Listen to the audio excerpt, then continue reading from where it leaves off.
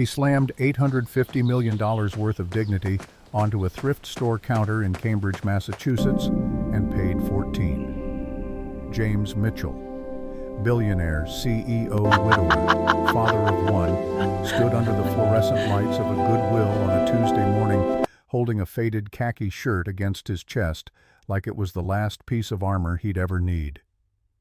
The cashier, a woman in her 60s with kind eyes and tired hands, rang him up without a flicker of recognition. She had no idea she was processing a transaction for one of the wealthiest men in America. Nobody did.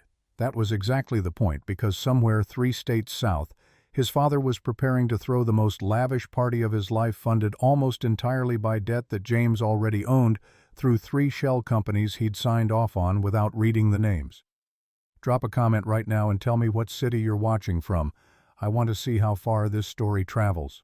The morning it all started, James Mitchell hadn't slept. That wasn't unusual. Sleep had become something of a stranger to him over the past 3 years. Ever since the night he sat in a hospital corridor in Boston, still in his suit from a board meeting, and a doctor walked out and told him that his wife Sarah was gone. Cardiac arrest. 31 years old. No warning, no goodbye, just a phone call at 9:47 p.m. that turned his entire world into something he no longer recognized. He'd been a different man before that night. Sharper, louder, the kind of man who walked into a room and shifted its gravity without saying a word. CEO of Apex Capital Holdings. At 25, billionaire before 30, the kind of success story that business magazines ran on their covers, with words like relentless and visionary printed beneath his photo in sans serif fonts that cost more to license than most people earned in a month. He'd built Apex from a 2-desk office in Cambridge into a global acquisition powerhouse.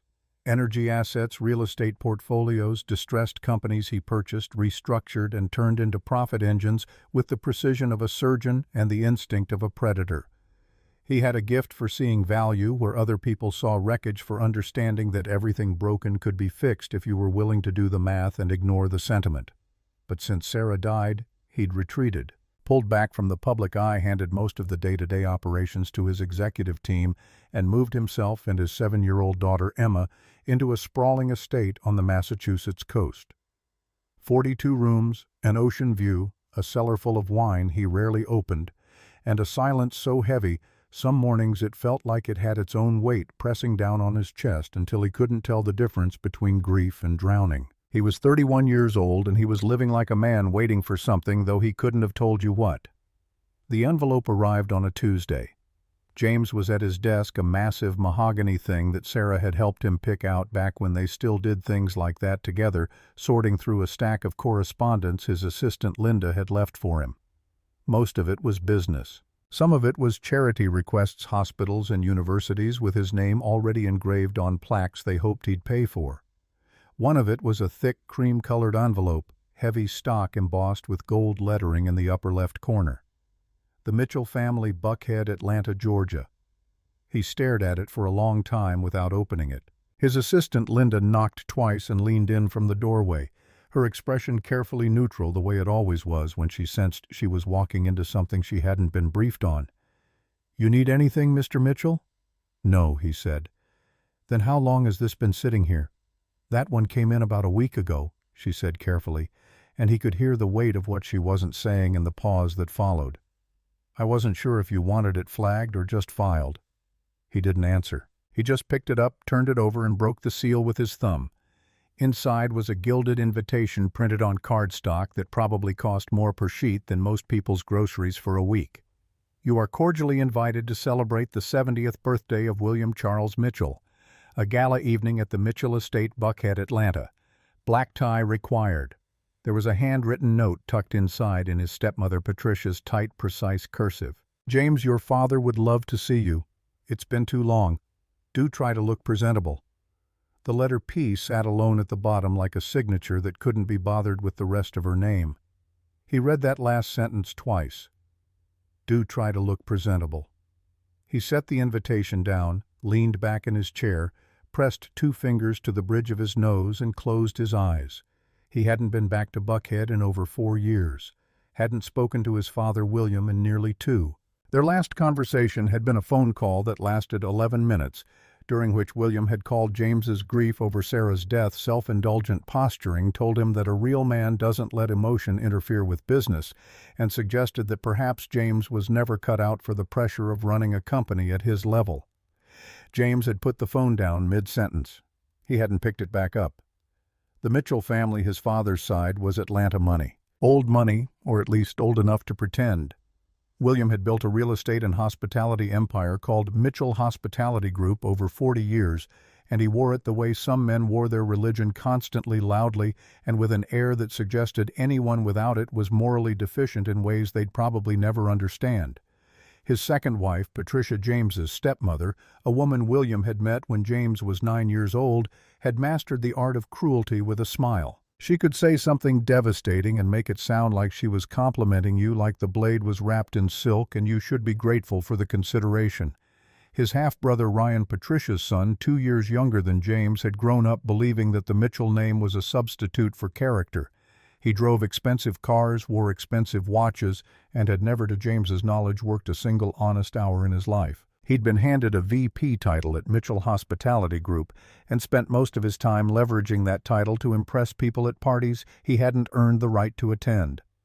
These were the people who had raised James, or rather failed to. He'd left at 18 with a scholarship, a backpack, and a fury so clean and cold it felt like fuel. He'd used every ounce of it to build Apex Capital into what it was today, and somewhere along the way he'd stopped needing their approval, or so he'd told himself. He picked up the invitation again, stared at his father's name. William Charles Mitchell, 70 years old.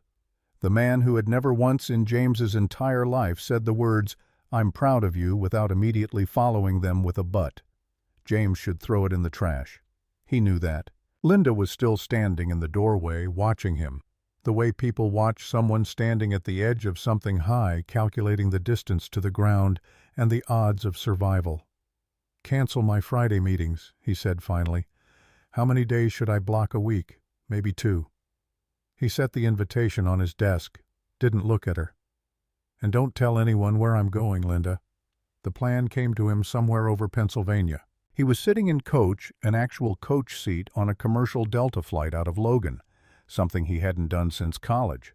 Wearing a pair of faded Levi's he'd bought at the Goodwill in Cambridge, a worn khaki button-down with a fraying collar, and a pair of scuffed work boots that looked like they'd logged a decade on a construction site. His carry-on was a canvas duffel he'd found in the back of a closet. No watch, no rings. His phone was a cheap prepaid burner he'd picked up at a CVS, $15 and no questions asked. He looked to any reasonable observer like a man who'd had a hard run of it, like someone who used to have something and didn't anymore. The woman in the middle seat, mid-60s, reading a paperback thriller with a cover that featured a woman running through fog, glanced at him when he sat down. He caught the flicker of assessment in her eyes, the brief recalibration. She shifted her elbows slightly off the shared armrest without saying a word. James didn't say anything. He just looked out the window and watched the tarmac disappear beneath him as the plane climbed through the gray New England sky. He hadn't planned this exactly. It wasn't the kind of idea you sit down and strategize over spreadsheets and risk models. It was more like something that surfaced from a deeper place, a question he'd been carrying for years without quite acknowledging it until the moment Linda handed him that cream-colored envelope and Patricia's handwriting told him to look presentable. He'd spent 3 years letting himself go. That was the phrase people used when they were being polite about depression, letting himself go. As if grief were a choice, as if he'd simply decided one morning to stop shaving regularly, to wear the same MIT sweatshirt 4 days in a row, to lose 15 pounds because food didn't taste like anything anymore, and eating felt like a chore he couldn't muster the energy to complete. He hadn't let himself go. He'd survived. Barely. And the version of James Mitchell who survived looked nothing like the version who used to appear on magazine covers. But what nobody at that party would know was this: James hadn't spoken to his father in 2 years. Not since the phone call. The descent into Atlanta began just after noon. He took a cab from Hartsfield-Jackson. Not an Uber Black, not a town car, a regular yellow cab with a cracked rear window and an air freshener shaped like a pine tree that had long since stopped smelling like anything. The driver, a heavy-set man named Gerald, according to the license plate frame bolted to the dashboard, took one look at James's duffel bag and his boots and asked where he was headed. Buckhead James said, "The Mitchell estate on Pace's Ferry Road." Gerald's eyebrows went up slightly, a small tell that said he knew the neighborhood and knew what kind of money lived there. "Big house up there," Gerald said, more statement than question. "Yeah," James said, watching Atlanta roll past the window. "It is." He hadn't been here in 4 years, but the city had its own rhythm, its own heat, its own smell. That particular blend of magnolia and concrete and ambition that was uniquely Southern.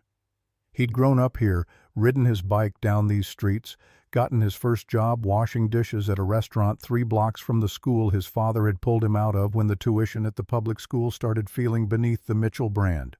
He had good memories of Atlanta. They just weren't attached to his family. Gerald dropped him at the gate of the Mitchell estate at 12:47 in the afternoon. James stood there for a moment with his duffel over one shoulder, looking up at the iron bars and the brick pillars with lanterns on top. The gate was tall, designed to make a statement about boundaries and belonging. The house beyond it, a massive Georgian revival that William had purchased and renovated when James was 6, sat at the end of a long gravel drive. White columns were visible even from the road, rising like monuments to something James had never quite been able to name. There were workers moving around the grounds, setting up tents and tables for the gala. Flowers everywhere, massive arrangements of white orchids and roses that must have cost a small fortune. Rented luxury cars already parked along one side of the circular drive. William Mitchell did not do things quietly. James pressed the intercom button on the gate post. A beat of silence, then a crackle. "Name." The voice was clipped efficient, probably staff. "James," he said. "James Mitchell. I'm William's son." A longer pause this time. Then one moment and he heard voices through the intercom, 2 of them distant but identifiable. His father's baritone, Patricia's higher pitch, and then the gate buzzed and swung inward on hinges that probably cost more than the cab ride from the airport. He walked up the drive alone. William and Patricia were standing on the front steps when he reached the house. His father looked older. The hair was fully silver now, no trace of the dark brown James remembered from childhood. The face was more deeply lined, carved by 70 years of gravity and decisions, and the particular weight of being a man who believed his own mythology. But the posture was exactly the same.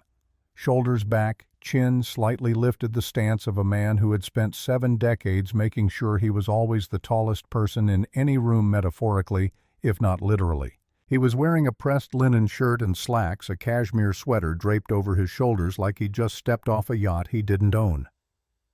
Patricia was in a silk blouse the color of champagne, her hair set in the kind of style that required a standing appointment and a stylist who knew not to ask questions. She held a glass of iced tea in one hand, condensation beading on the crystal. She looked at James the way a person looks at a piece of furniture that's been delivered to the wrong address, with confusion and mild annoyance and the beginning calculation of how to fix the mistake without making a scene. James Williams' voice was neutral, controlled the tone of a man who'd learned long ago that the first person to show emotion loses. He didn't come down the steps. He stood at the top, making James come to him, a small power play so ingrained it probably didn't even register as conscious anymore. Dad James stopped at the bottom canvas duffel still over his shoulder. "Good to see you." William's eyes moved over him slowly, starting at the scuffed boots and traveling upward. Taking inventory. Processing. His expression didn't change, but something in it shifted the way a wall shifts just slightly when you push on it and it doesn't move. "What in the world are you wearing?" Patricia said. Not quietly, not softly, but with the kind of volume that suggested she wanted the workers within earshot to hear and file it away as confirmation of whatever they'd already been thinking. "Travel clothes," James said. Travel clothes, she repeated it like it was a phrase in a language she'd never bothered to learn, each syllable enunciated with precision. "You look like you've been living out of a storage unit, James." Patricia Williams said, his tone mildly reproving, but the reproach was aimed at the situation, not at her. James noticed. Williams' issue wasn't what Patricia had said. It was that James had created a situation where she felt compelled to say it. "Come inside." James went up the steps. His father did not hug him. He extended a hand and James shook it, and for a moment they just stood there, father and son who hadn't spoken in 2 years, with a handshake between them like two men closing a deal they both knew was already bad. "You look thin," William said. "I'm fine. Are you?" William tilted his head slightly, the gesture of a man examining something under a microscope. "Because from where I'm standing you don't exactly look like a man who's been thriving." James almost smiled. "Almost. I've been busy." "Busy?" Patricia's voice was airy, almost musical, which was how she delivered her cruelest lines, like poison wrapped in cotton candy. "Is that what we're calling it? We heard Apex has been struggling. The Kelmore deal fell through, didn't it? And there was something in the financial press last spring about a restructuring. That was a subsidiary. Rebalancing," James said evenly, his voice flat and factual. "It was managed." "Of course it was." Patricia smiled at him, the smile that didn't reach anything above her cheekbones, the smile that was really just a rearrangement of facial muscles into a socially acceptable configuration. "And how is little Emma still in that school up in Massachusetts?" "She's well," James said. "Thank you for asking. You should have brought her." William's voice had softened, fractionally dropping into a different register, one James recognized from childhood. His father had always had a different tone for Emma, which was one of the more complicated things James had observed about the man. "She's your father's only grandchild and she's practically a stranger to us." "Your choice," James thought. "You've never once made the trip north. You didn't come to Sarah's funeral. You called me self-indulgent while I was burying my wife." He didn't say it, he just nodded once. "Next time." A silence sat between them. Heavy, familiar, the specific texture of a conversation that was already over without ever having properly begun. "Well," William said, finally turning back toward the doors, "we're in the middle of gala preparations. We've got caterers in the East Wing. The florists have taken over the ballroom. The tent people have been a complete disaster all morning. There's no shortage of chaos." "I'm sure I can stay out of the way," James said. "Yes, well."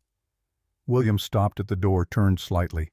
His voice dropped not to something warmer but to something more private, like he didn't want the staff moving past them in the foyer to hear what he was about to say. "I'll have someone sort out a room for you. The guest rooms on the second floor are occupied. Family coming in from Charleston from Savannah. The Branfords are taking the East Suite." He paused and James could see him doing the mental calculation, weighing options against some internal hierarchy he'd constructed decades ago. "There's the basement room. It's been set up before. It's comfortable enough." James looked at him. "The basement. It has a proper bed, a private bath." William's chin lifted that fraction of an inch that meant the discussion was closed. The decision made the file saved.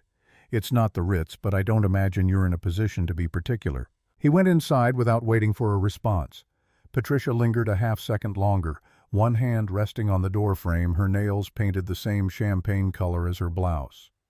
She looked at James's boots one more time, at the fraying collar of his shirt, at the canvas duffel over his shoulder, cataloging each detail like evidence she might need to present later. "It really is good of you to come, James," she said.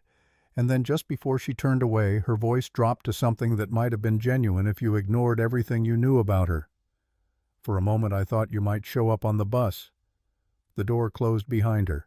James stood on the steps alone. He looked up at the house, at those white columns, that long Georgian facade, those windows that had been lit every night of his childhood like a house in a painting of a life that had nothing to do with how things actually felt inside the walls. He looked at all of it and thought, "I own $47 million of your outstanding debt."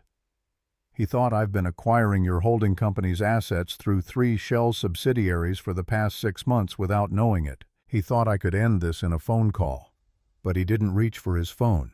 He just picked up his duffel, straightened the fraying collar of his $14 shirt, and walked into the house his father had built, through the front door, down the main hall, and then down the stairs to the basement, to the room they'd given the man they thought had nothing. The basement room was, objectively speaking, fine. Clean. A queen bed with decent linens. A small bathroom. A narrow window that looked out at ground level onto the garden where workers were still arranging chairs in neat rows.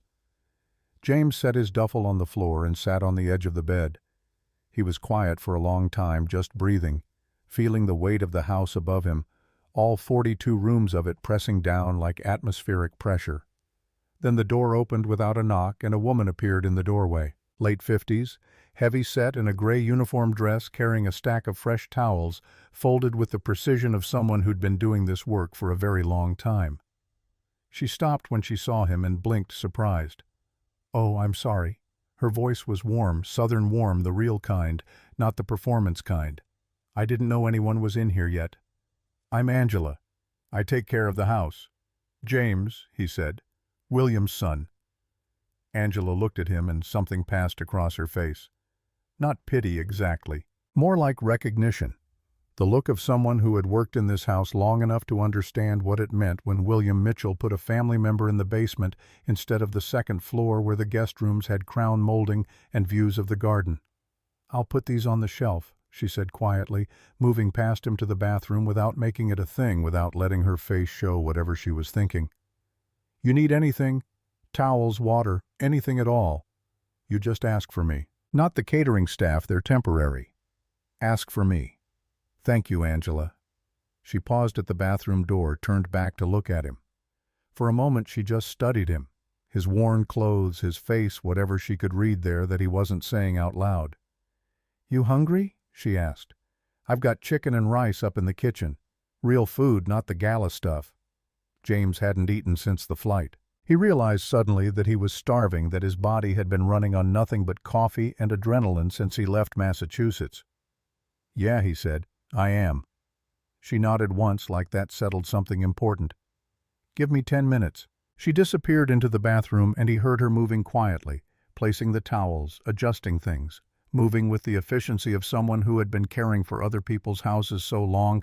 It was simply the shape of her days, the architecture of her life. He sat in the basement room of his father's estate, the man who controlled more than $800 million in assets, the man whose company was quietly being dismantled by algorithms James had built without ever intending them to find his father's name in the data.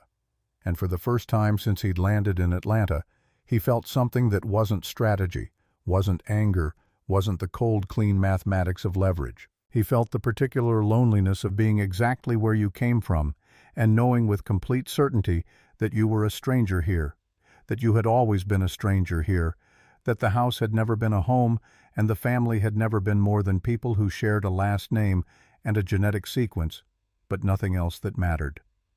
Above him, the house hummed with preparation.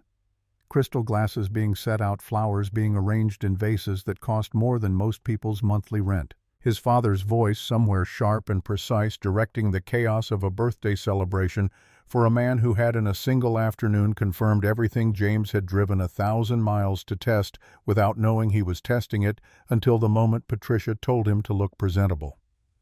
Angela came back in exactly 10 minutes like she'd promised.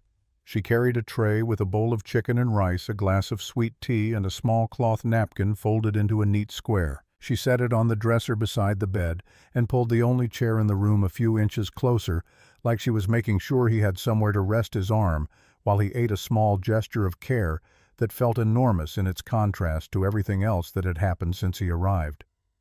"You didn't have to do all this," James said. "I know I didn't have to."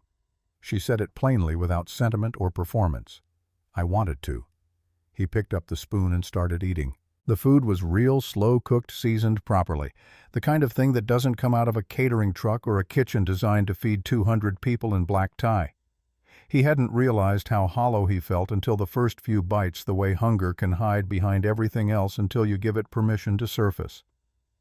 Angela stood near the door, not intrusive, just present the way good people are present without making you feel like you owe them something for it. "How long have you worked here?" James asked between bites. "Coming up on 14 years, she said. "Started the year Mr. Mitchell bought the Savannah property. There were more staff back then. Groundskeeper full-time, 2 house girls, a driver on staff 5 days a week." She paused, choosing her words the way people do when they work in houses where the walls are always listening and nothing you say is ever really private. "Things have changed some." James looked up from the bowl. "Changed how?" She folded her hands in front of her apron, and he could see her weighing what to say, how much to say, whether saying anything at all was a risk she could afford to take. "Staff's been trimmed down," she said finally. "Bills take longer to get paid than they used to. The florists this morning," the man in the truck told one of the catering girls they were cash up front only this time. She stopped herself like she'd just realized she'd crossed a line she hadn't meant to cross. "I probably shouldn't be talking about the family's business." "You're talking to family?" James said quietly. She looked at him for a long moment, and again that same look from earlier, that quiet recognition of something she understood without needing it explained. "Yes," she said. "I suppose I am." She left him to finish eating, and James sat in the basement room of his father's house and turned over what she'd said. Cash up front, staff trimmed, florists who didn't extend credit anymore. These were small details, individually the kind of thing you could explain away with a dozen reasonable excuses if you wanted to. Together they painted something he already knew in spreadsheets and balance sheets and acquisition memos sitting in folders on servers 3 states north. But hearing it in Angela's careful, understated voice made it concrete in a different way, made it human, made it real in a way that numbers on a screen never quite managed to be. He set the empty bowl on the tray and lay back on the bed with his arms folded behind his head. Above him, through the ceiling, he could hear the steady percussion of the house preparing itself, heels on hardwood, voices overlapping something heavy being dragged across the ballroom floor. The whole machine of a Mitchell event spinning up the performance, assembling itself piece by piece. He stared at the ceiling and thought about his daughter. Emma was with her nanny Carol, a gentle woman in her 60s at the estate in Massachusetts. He'd called her from the airport before boarding, and Emma had told him very seriously that she had decided to name the new Goldfish president because it sounded important. She was 7. She was without question the only uncomplicated love in his life, the only relationship that didn't come with conditions or calculations or the weight of decades of failure stacked on top of it like sedimentary layers. He missed her the way you miss daylight when you're underground. He pulled out the burner phone and typed a message, his thumbs moving slowly over the cheap plastic keys. "How's President doing?" The reply came back in 40 seconds, Carol's voice somehow audible even through text. "He ate all his food. I think he is doing a great job." James smiled at the phone, a real smile, the first one since he'd landed. He set it on his chest and closed his eyes just for a moment, and when he opened them again, the light coming through the narrow window had shifted, and he realized he'd been lying there for over an hour, not sleeping but not quite awake either, just existing in the space between. Then the door opened again without a knock this time, and his half-brother Ryan walked in. Ryan Mitchell was 29 years old, 6 feet even, and had the particular kind of good looks that come from never having to worry about money or consequences or what happens when the world says no. He was dressed in what James recognized as a custom-fit shirt, brioni probably rolled to the elbows, and he was holding a drink that had no business being made at noon unless you were on vacation or unemployed or both. He stood in the doorway and looked at James the way you look at something that's appeared in your house and you can't quite figure out how it got in or what you're supposed to do about it. "Well," Ryan said, drawing the word out like he was tasting it. He actually showed up. "Hello, Ryan." His half-brother came into the room without being invited, leaned against the wall with the practiced casualness of someone who'd never been told no in his life, and looked around at the basement with a kind of theatrical pity that was almost impressive in its transparency. "They really put you down here, huh? I told Patricia she should have at least given you the guest room on the landing. She said it was taken." He smiled, and the smile had nothing warm in it.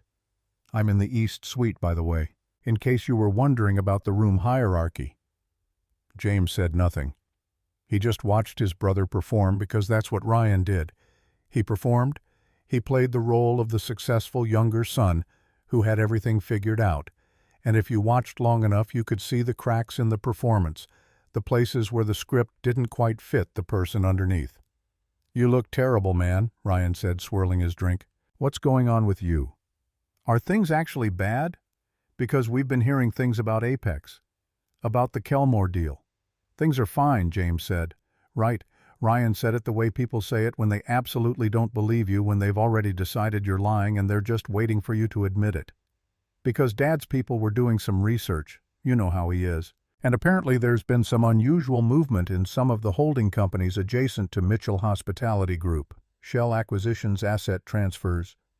He tilted his head, studying James with an expression that was trying very hard to look casual and failing. "You wouldn't know anything about that, would you?" James looked at him steadily, his face giving away nothing. "Why would I know anything about Mitchell Hospitality Group's holding structure?" "I don't know." Ryan studied him, and for just a moment James saw something flicker in his brother's eyes, something that looked almost like intelligence, like awareness, like Ryan had accidentally stumbled onto a truth he didn't know what to do with.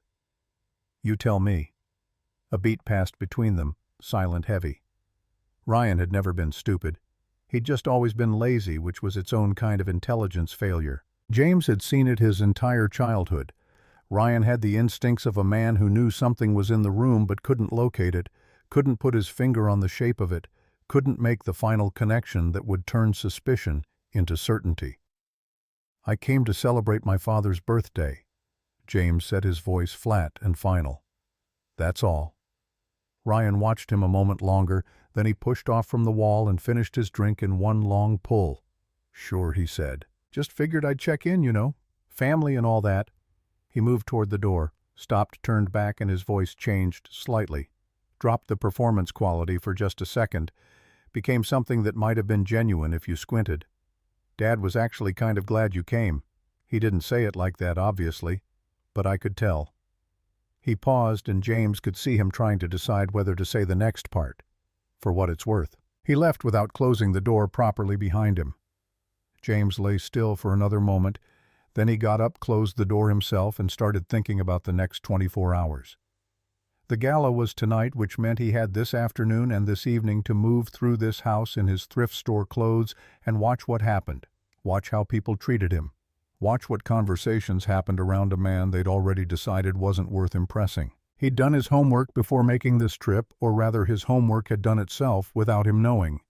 Apex Capital Holdings, through 3 carefully constructed intermediary entities, had been quietly acquiring Mitchell Hospitality Group's distressed debt for 6 months, a commercial property portfolio in Midtown Atlanta that had gone underwater, a resort development in Hilton Head that had hemorrhaged capital for 4 years and was now 3 months from foreclosure, a hotel in Buckhead itself, ironically 3 miles from where James now sat, that had been refinanced twice and was sitting on a balloon payment it couldn't make.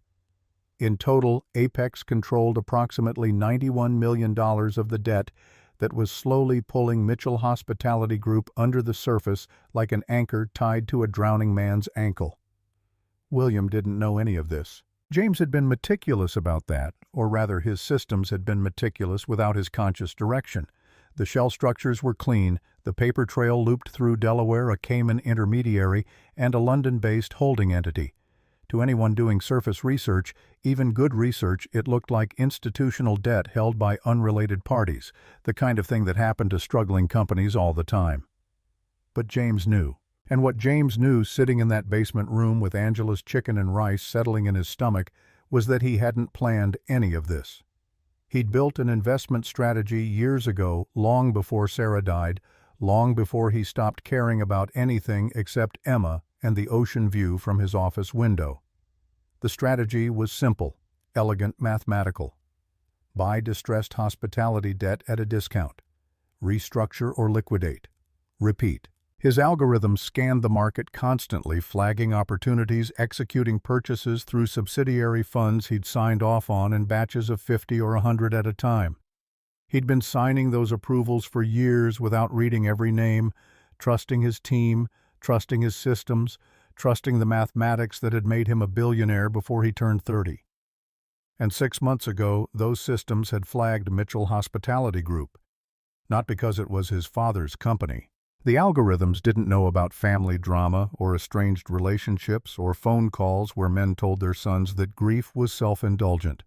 The algorithms only knew numbers, and the numbers said Mitchell Hospitality Group was exactly the kind of distressed asset Apex Capital was built to acquire.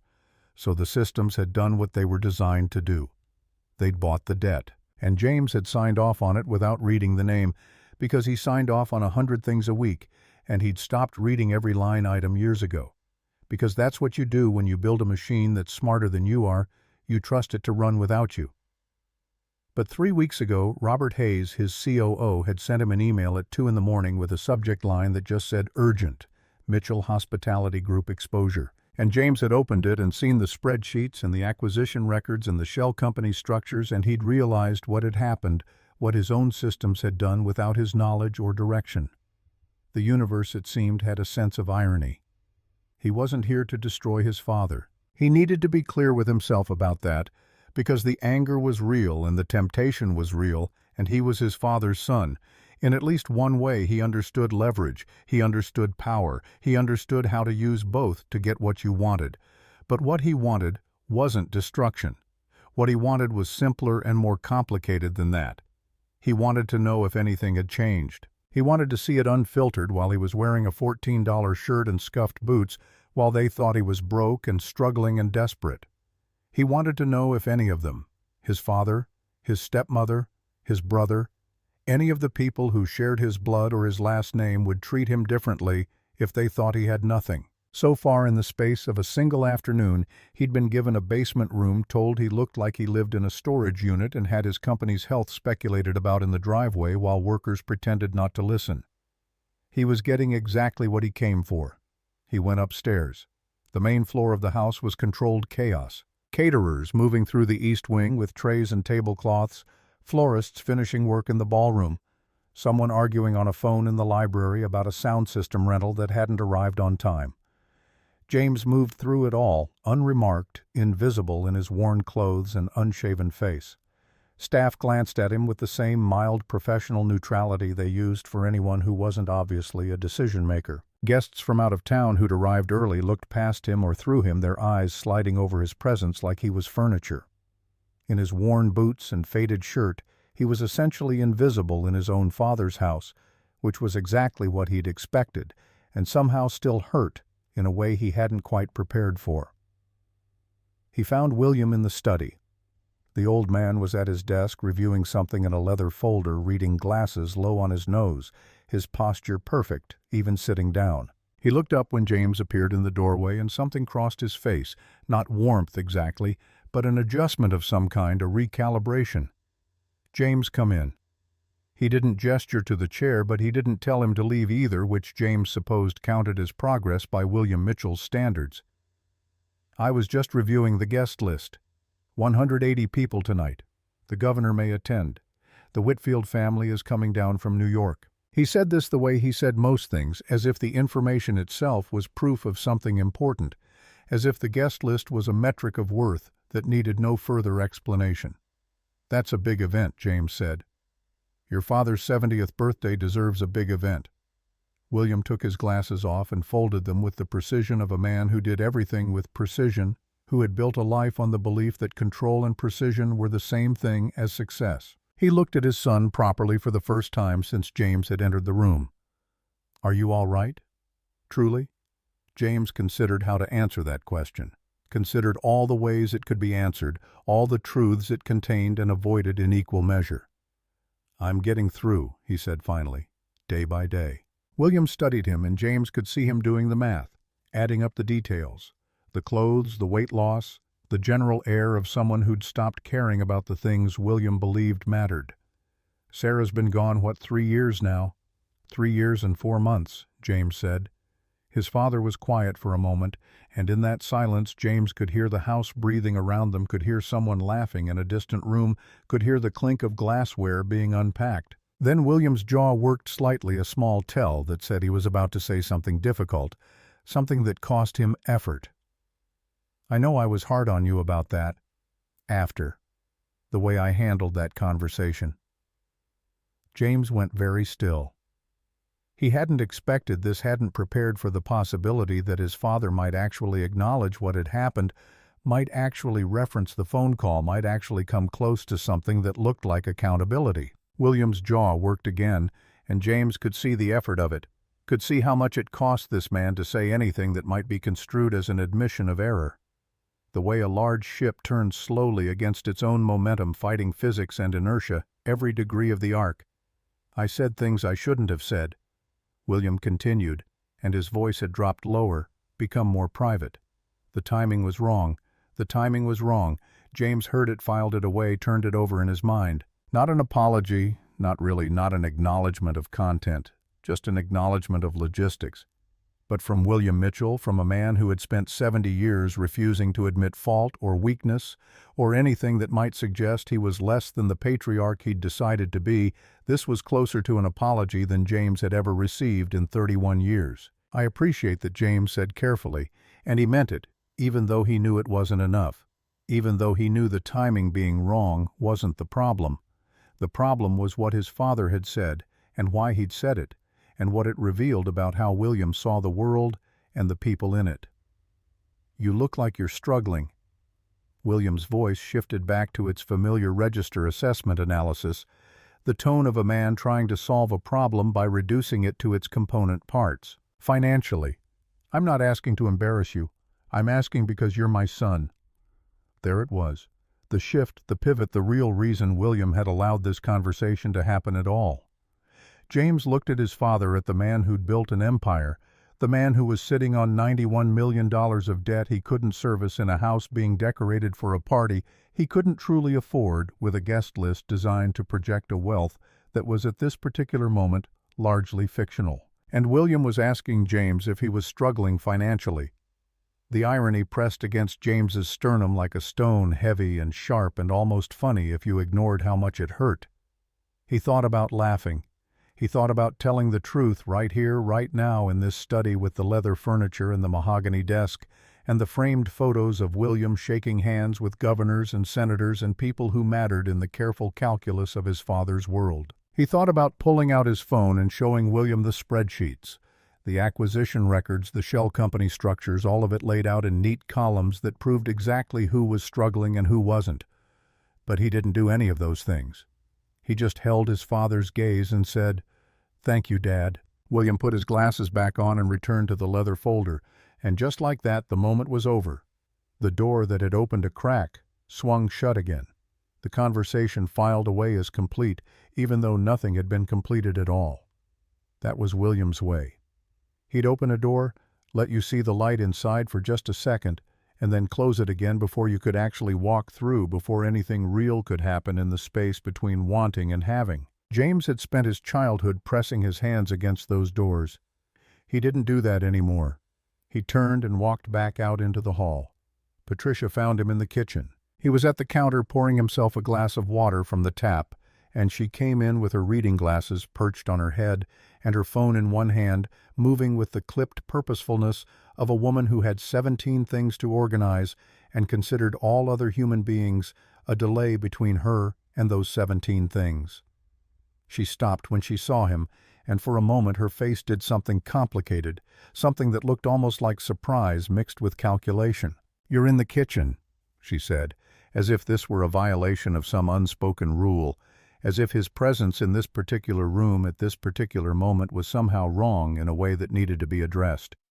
"Getting water," James said, holding up the glass as evidence. She looked at the glass in his hand, then at the water filter on the counter beside the sink, the expensive one with the French label that cost $400 and was supposed to make water taste like it came from an alpine spring, and then back at the tap water in James's glass. She didn't say anything about it. She didn't need to. The look on her face said everything she wasn't saying out loud, said it louder than words could have managed. "Is there something you needed?" James asked, his voice neutral, giving her nothing to work with. No emotion to leverage or redirect. Patricia set her phone on the island, crossed her arms, and for a moment her face changed not to something warmer but to something more honest. The performance fell slightly, just a fraction, and what was underneath it was more complicated than cruelty. It was anxiety. Real anxiety, the kind that comes from knowing something is about to go wrong and not being able to stop it. "I need to ask you something," she said, "and I need you to be straight with me. Because I have a house full of contractors and caterers and suppliers, and I have a gala for 180 people in 5 hours, and I need to know."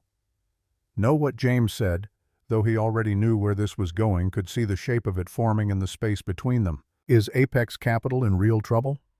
She said it quickly, like ripping something off, like getting it out fast, would make it hurt less, or matter less, or be less true. "Because if it is, If things are genuinely difficult for you, I need to know now, before tonight." James looked at her, at this woman who had spent 22 years being cruel to him in small ways and large, who had mastered the art of the cutting remark and the subtle dismissal, who had made it clear from the moment she married William that James was a complication she tolerated rather than a person she valued. "Why would Apex's situation affect tonight?" he asked. Because she stopped, and he watched her chin go up slightly, watched pride reassert itself over the anxiety, watched the performance click back into place even though the cracks were still visible underneath. Because your father was hoping that you might be in a position to participate in some of the family's business going forward. There are opportunities, things that would be mutually beneficial. James turned the glass of tap water slowly in his hand, feeling the condensation cold against his palm. "He wants Apex's capital," he said, not a question, just a statement of the obvious thing they were both dancing around. "I didn't say that," Patricia said, and her voice had gone tight, controlled the sound of someone trying very hard to maintain composure while everything inside was screaming. She pressed her lips together, and James could see her doing the same calculation William had done in the study, trying to figure out how much to say, how much to reveal, how much truth the moment required. A long moment passed, and James just waited, because he'd learned a long time ago that silence was often more powerful than words, that if you just waited long enough, people would fill the empty space with exactly what they were trying to hide. "There are cash flow challenges," she said finally, the words coming out like they hurt. "Temporary ones. The market has been uncooperative and some of the development assets have underperformed, and your father's position has become—" She stopped again, searching for the right word, the word that would make it sound manageable, controllable, temporary. She didn't find it. "He needs partners he can trust," she said instead. "Family. He thought perhaps, given that you've done so well." "You thought I'd done so well," James said quietly, his voice steady and calm and completely devoid of the anger he felt rising in his chest, like water. "This morning you told me I looked like I lived in a storage unit." The silence that followed was a particular kind of silence, the kind that happens when someone realizes they've said two contradictory things and there's no way to reconcile them without admitting something they don't want to admit. Patricia's face shifted again, and that complicated, uncomfortable thing moved behind her eyes, the thing that looked almost like shame if you were generous enough to call it that. She picked up her phone from the island, straightened her posture, put the performance back together piece by piece. "Get changed for the gala," she said, her voice clipped and final. "We eat at 6. She walked out of the kitchen without looking at him again, her heels clicking on the hardwood all the way down the hall. James set his glass of tap water on the counter and stood in the kitchen alone. He could hear her heels on the hardwood all the way down the hall, could hear her voice as she started talking to someone else. The anxiety smoothed out of it, replaced with the bright artificial warmth she used for people she needed things from. So there it was. The shape of it fully visible now, no longer hidden behind polite conversation or careful phrasing. They needed him. They didn't know yet exactly how much they needed him, or exactly who was on the other side of their debt, but they'd smelled it, the way predators smell blood, the way desperate people smell hope. The way William had opened that unusual door in the study, dropping his voice, saying the timing was wrong. The way Patricia had just dropped enough of the performance to ask directly to say the words, "cash flow challenges and partners we can trust," without the usual layers of misdirection. They wanted Apex's capital. They wanted James's money. And this morning they'd laughed at his boots, put him in the basement, told him he looked like he lived in a storage unit. He didn't feel triumphant about this. That was the thing he was learning about revenge, or whatever this was, whatever he was doing by being here in these clothes with this knowledge sitting in his pocket like a loaded weapon. It was supposed to feel satisfying, was supposed to feel like justice or vindication or proof that he'd been right all along about who these people were. Instead, it just felt sad. Not sad for himself, though there was some of that too. Sad for all of it. For the 40 years his father had spent building something that was now listing to one side while he threw a party and pretended otherwise. For Patricia, whose cruelty came from fear, he was now close enough to see clearly. For Ryan, who would spend his entire life being handed things and never knowing what anything actually cost or what it meant to build something yourself. For the version of James who had stood in this kitchen at 12 years old and wanted more than anything for someone in this house to look at him and say, "You're enough just as you are. You don't have to do anything or be anything or prove anything. You're enough."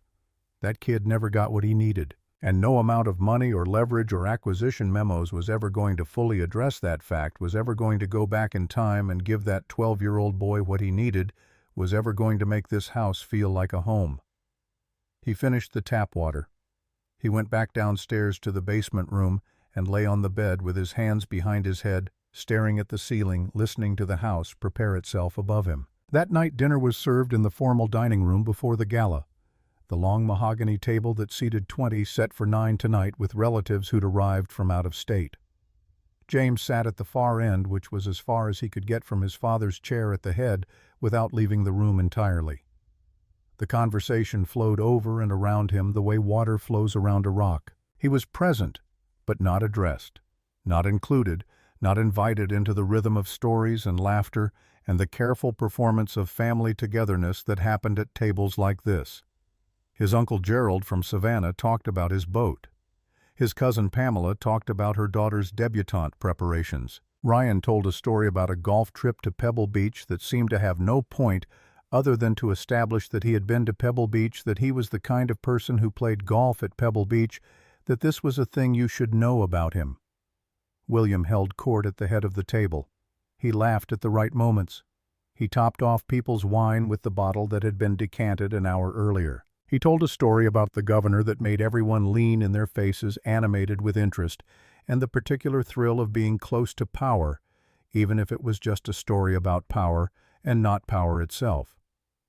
He was when he chose to be a genuinely magnetic man, and watching him work a table was something James had always had complicated feelings about because the gift was real, the charisma was real, even if the man who wielded it was flawed in ways that made the gift almost tragic. At one point, William's eyes found James at the far end of the table. There was a brief pause in the conversation, just a fraction of a second, barely perceptible, unless you were watching for it, and William raised his glass slightly in James's direction. Not a toast, not a speech, just a small private gesture that might have meant something or might have meant nothing. James couldn't tell anymore, had lost the ability somewhere along the way to read his father's gestures as anything other than strategic moves in a game he'd never agreed to play. James raised his water glass back. After dinner, he excused himself early, walked down the main hall past the ballroom where the last of the florists were still working, and then paused at the bottom of the basement stairs when he heard voices from the corridor behind the kitchen. He wasn't trying to eavesdrop. He just stopped his hand on the railing, his body going still, the way bodies go still when they sense something important happening nearby. His father's voice and another man's lower formal someone James didn't recognize. "The Buckhead property payment is due in 31 days, the second voice said, precise and clinical. "The Hilton Head balloon is 60 days out. I've spoken to the lenders. Without a significant capital injection or a restructuring event, I don't see a path." A long silence followed, and James could hear his father breathing, could hear the weight of those words settling into the space between the two men. "There has to be a path," William said, and his voice was different than it had been at dinner, all the performance stripped away, all the magnetism and charm and careful control gone. This was the underneath voice, the one that came out when the audience was gone and the lights were off, and you were alone with the numbers that didn't care about your charisma or your guest list or how many governors you knew. "I've been building this family's wealth for 40 years. There has to be a path." William, the second voice, was careful, patient, the voice of someone who'd had this conversation before and knew how it ended. "The numbers are what they are." Another silence, longer this time. "James is here," his father said, and just hearing his name in that context, in that voice, made something cold settle in James's chest. "I know," the advisor said. "He runs Apex Capital." William continued, and James could hear him working through it, could hear the calculation happening in real time. "If Apex were to step in as a partner, even as a debt restructuring vehicle, we could buy ourselves time. We could reposition. Apex has the capital and the structure to—" "You'd have to ask him." The advisor interrupted, gentle but firm. "I know." William's voice went very quiet, so quiet James had to strain to hear it. I know. James stood at the bottom of the basement stairs and listened to his father say his name in the dark corridor, and he understood in that moment exactly what he was to William Mitchell, exactly what he had always been. Not a son, not family, not someone you loved or valued or wanted to protect. He was a resource, a potential solution to a problem, a name on a balance sheet that might be leveraged if the circumstances were right and the approach was careful and the timing was managed correctly. He was to his father exactly what every distressed asset was to James: a number, a calculation, a problem to be solved. He went down to the basement room and sat on the edge of the bed in the dark for a long time, not turning on the light, just breathing, just existing in the space between knowing something and deciding what to do about it. He thought about Emma and her goldfish named President. He thought about Sarah, the way she used to sit on the kitchen counter in their apartment in Cambridge when they were 23 and he was building Apex out of nothing, and she'd say, "You know what? Your problem is, James, you care too much about what the wrong people think." He thought about Angela bringing him a tray of real food, the only person in this house who'd given him something with no agenda attached, no calculation, no strategic assessment of what he might be worth or what he might be able to provide. He thought about his father's voice in the dark corridor, saying his name like he was saying the name of a bank, of an institution, of a thing, rather than a person. He sat in the basement of his childhood home in the dark, and he didn't sleep for a very long time. And when he finally did, he dreamed about none of it. He dreamed about the Massachusetts coast and the sound of the ocean outside the window and Emma laughing at something he couldn't hear, and it was the best 3 hours of the entire trip. Morning came fast, the day of the gala. James was awake before 6, pulled from sleep by the sound of trucks arriving at the side entrance, the bass rumble of diesel engines and the metallic clang of equipment being unloaded. He could hear the house starting to breathe again above him, the distant percussion of preparation resuming voices, multiplying the steady accumulation of people and things that would transform the Mitchell estate into whatever version of itself William needed it to be tonight. He lay still for a moment, listening to all of it, feeling the weight of what was coming settle over him like a physical thing. Then he got up, washed his face in the small bathroom, and put back on the khaki shirt and the worn jeans and the scuffed boots. He made himself look exactly as poor as his family needed him to be for one more day. He found Angela in the kitchen at 6:15. She was already at the stove, moving with the quiet efficiency of someone who'd been up for an hour, and she looked over her shoulder when James came through the door and didn't seem surprised at all to see him there that early. "Coffee's ready. Sit down." He sat at the small staff table near the window, not the formal breakfast room where guests would later gather over catered continental spreads, not the dining room with its 20-chair mahogany monument to family meals that had never felt like family. This was the real kitchen table, the one with the worn edge and the coffee ring stains that no amount of cleaning had ever fully removed. He'd eaten at this table as a boy when the house had a full kitchen staff and nobody paid much attention to where a quiet kid parked himself at 6 in the morning before school. Angela set a mug in front of him and poured without asking how he took it. She'd noticed last night, apparently. He drank it black. "Big day," she said, her voice neutral, but her eyes saying more than her words. "Big day," he agreed. She moved back to the stove where something was simmering, something that smelled like breakfast for people who worked rather than people who attended galas. He watched her work without saying anything for a moment, watched the way she moved through the space like she owned it, even though she owned nothing. Here had never owned anything here except the dignity of doing good work and being invisible while she did it. "How long have you known?" he asked finally. "Known what?"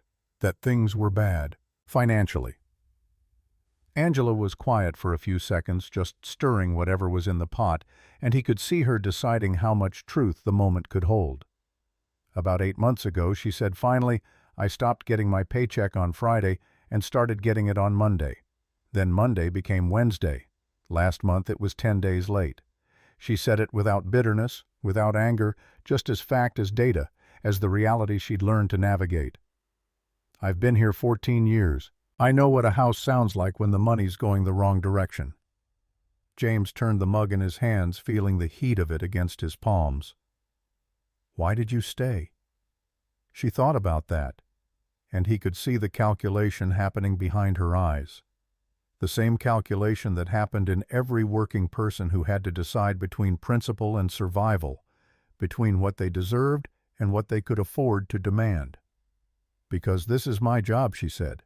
"And because she started again differently, I've got a daughter in college, Georgia State nursing program. That tuition doesn't care what day of the week my check comes in." Her voice was even matter-of-fact, the voice of someone who had made peace with compromise a long time ago, because peace was the only option that let you keep moving forward. "So I stay. I do my job. I don't make it somebody else's problem." James looked at her, back at this woman who had brought him a tray of food with no agenda, who had taken care of a house that had been failing to take care of its people, who had stayed 14 years out of loyalty and necessity, and something in between that didn't have a clean name, who had worked for a family that paid her late while throwing million-dollar parties, and never once thought about the mathematics of that contradiction, the moral equation that didn't balance. "I want you to know something," James said carefully, and she turned to look at him. Really look at him. And he saw her register the shift in his tone, the weight of what he was about to say. "You don't have to tell me anything. I want to." He paused, choosing his words with the precision he usually reserved for board meetings and acquisition negotiations. "Things are going to change around here, starting tonight. And I want you to know that whatever happens, whatever you hear or see at that gala, you're going to be fine. You specifically. I want you to know that." Angela turned from the stove fully now and looked at him directly for the first time that morning. She studied his face, the worn clothes, the steady eyes above the cheap collar, the way he sat at her table drinking her coffee like it mattered. Whatever she saw there, she didn't push on it, didn't ask for details or clarification or proof. She just nodded once, slow and certain, like she'd just confirmed something she'd suspected but hadn't wanted to assume. "All right." Her voice was soft. "Thank you for telling me." She turned back to the stove, and they stayed in that quiet together for another 20 minutes. Him drinking coffee, her preparing food for people who would never know her name. And it was the most comfortable James had felt since landing in Atlanta. The house came fully alive by 8. The gala was black tie at 7 that evening, which left exactly 11 hours for the Mitchell family to transform their crumbling empire into the appearance of its former glory, and they were committed to it with the kind of desperate energy that comes from knowing the performance is all you have left. James had to give them that. William was up and directing things by 7:30 crisp and commanding the anxiety he'd shown in that corridor last night, buried somewhere deep and invisible beneath layers of practiced authority. Patricia was on her third phone call before breakfast, managing vendors, adjusting the seating arrangement, issuing corrections in the tone of a woman who had never in her life been anything other than in control, who had made control her religion and worshipped at its altar with the devotion of a true believer. Ryan emerged around 9, looking like he'd slept exactly as well as a man with no pressing concerns ought to sleep, and found James in the hallway near the library, fell into step beside him, with the easy familiarity of someone who'd already decided that whatever tension existed between them had been resolved by the simple passage of time. "You should borrow something to wear tonight. Seriously, I've got a spare tux that might fit you. We're close enough in size." "I'm fine, James." Ryan lowered his voice, though there was no one nearby, adopting the tone of someone sharing classified information. "It's black tie. Dad's going to lose his mind if you walk in there looking like," he gestured vaguely at James's shirt, at the fraying collar, and the faded fabric, "looking like you've been living rough. I'm trying to help you here." "Looking like what?" "Looking like you've been through something you haven't recovered from," Ryan said, and for just a moment his face showed something that might have been genuine concern if you ignored the 29 years of context that suggested concern wasn't really his operating mode.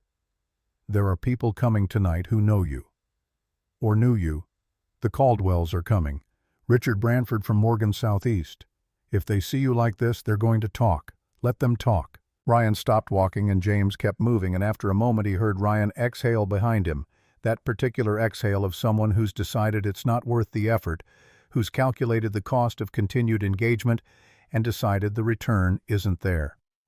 The morning moved the way all pre-event mornings do in large houses, in a constant state of almost ready, with every completed task revealing 2 more that hadn't been considered. James drifted through it like a ghost, like someone who existed in the margins of other people's vision. He carried something from one room to the next when a caterer asked him to hold a door open for a florist carrying an armful of white orchids that probably cost more than Angela made in a month. He helped a young woman from the rental company who was struggling with a folding table that had seized at the hinge, and she thanked him with the reflexive warmth you use toward a stranger who helps you with something and whom you expect never to see again. Nobody asked his name, nobody looked twice. He was invisible in the way only poor people and the very old are invisible, not because he was absent, but because he'd been categorized and set aside, filed under not relevant, archived in the part of their consciousness reserved for people who didn't matter. He was crouching near the back of the tent, helping that same rental woman adjust a tent stake that had pulled loose from the soft ground when he heard Ryan's voice, and another voice he didn't immediately recognize close enough that they didn't know he was there, hidden by the white canvas and the angle of the sun. He actually showed up looking like that. The second voice was low and amused male mid-40s Atlanta accent thick enough to lean on. One of Ryan's friends from the old social circle. James recognized the voice after another second. Donald Forrester, his father's attorney's son golf partner. The kind of man who'd always made James feel like a scholarship kid at a school he didn't belong in, even though James had more money than Donald would ever see. Flu commercial. Ryan's voice carried that particular mix of disbelief and theatrical horror. Showed up with a canvas bag and boots from, I don't know, a work site somewhere. Got a short laugh. What happened to him? Apex was doing well a few years back. I remember reading something in the journal. I think it's gone sideways. Ryan lowered his voice further and James went very still, his hands on the tent stake, every muscle locked in place. He won't say it directly, but between us, Dad thinks he needs a bailout. That's why he reached out about the gala. He thought James might, I don't know, step in on some of the group's positions. You're kidding. I'm really not. A pause, and James could imagine the look passing between them, the shared understanding of men who trafficked in other people's misfortune like it was currency. And now he's wandering around here looking like a handyman, and Dad's got 180 people coming tonight, and I genuinely don't know what happens when the Caldwells see him. James finished adjusting the tent stake. He stood up slowly, carefully, making no sound. The rental woman had already moved on to the next section of tent. He was alone in the back of the structure, listening to his brother describe him to a man he barely knew as a source of embarrassment and potential charity, and he felt it move through him like ice water, not hot, not explosive, something quieter than rage and colder than anger.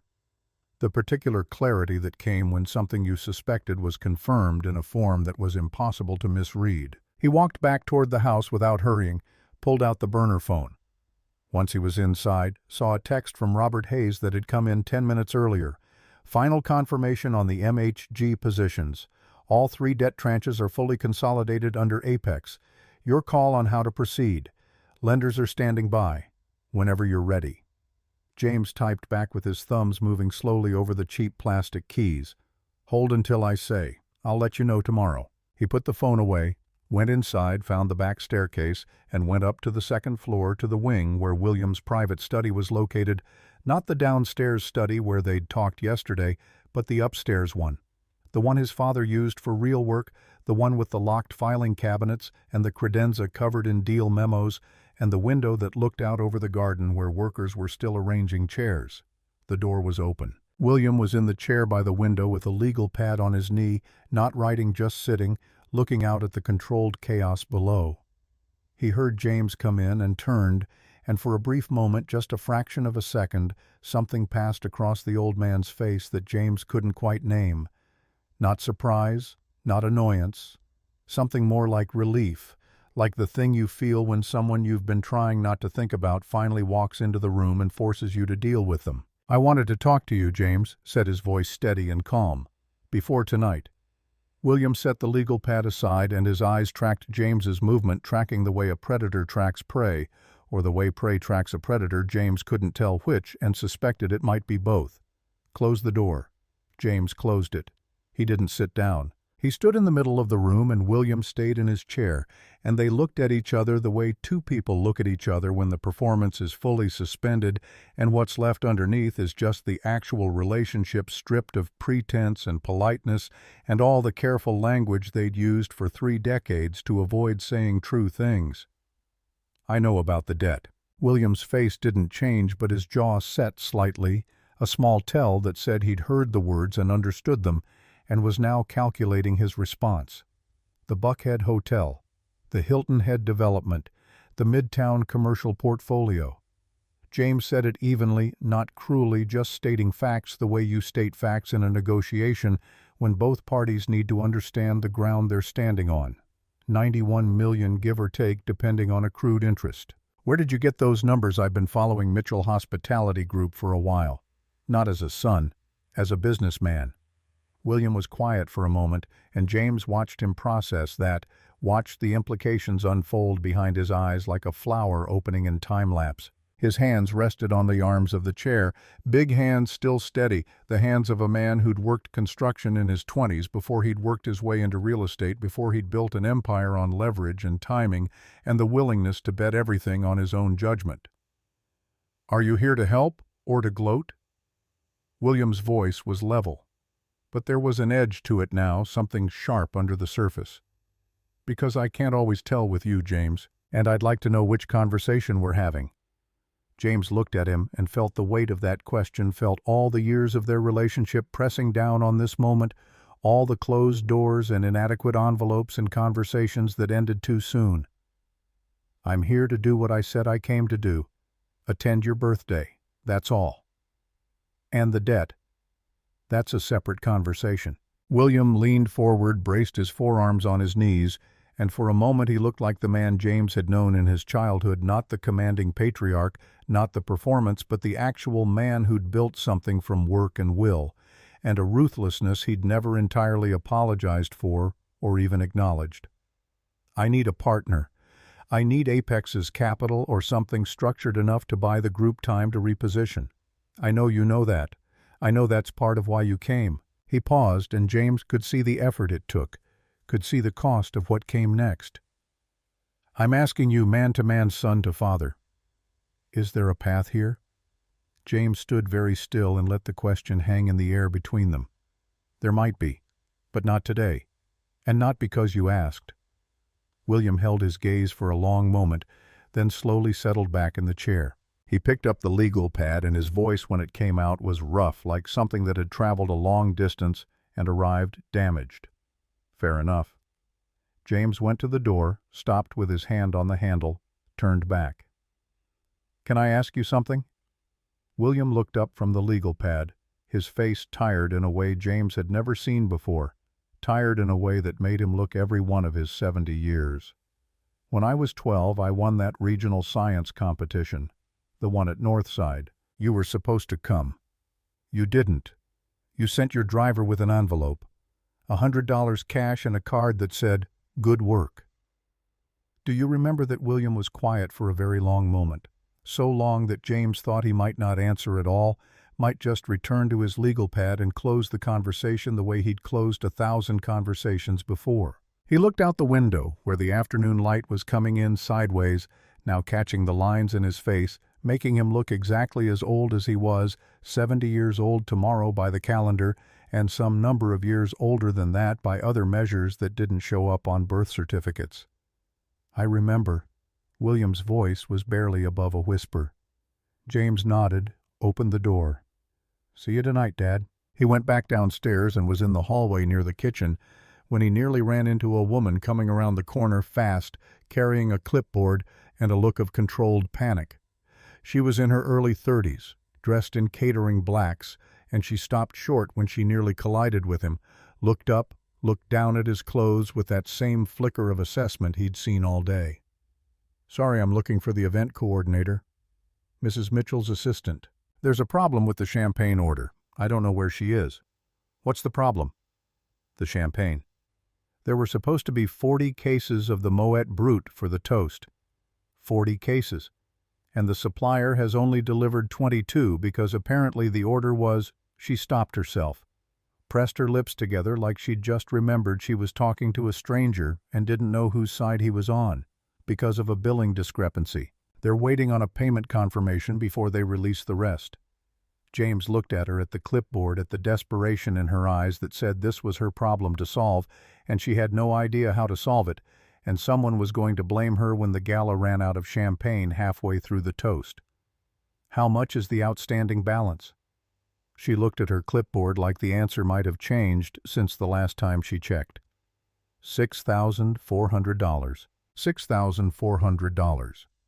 On the night of a 180-person black tie gala, the Mitchell estate was 18 cases of champagne short because of a $6,000 balance, because someone somewhere had decided that the Mitchells weren't good for the money, that credit was no longer extended, that cash up front was the only way to do business with a family that was throwing $1 million party on the back of $91 million in debt they couldn't service. James pulled out the burner phone, but not to make a call. He pulled up Robert's number. Send Linda a message. Wire $6,400 to... He looked at the woman. What's the supplier's name? She told him, and he relayed it to Robert, added the account details.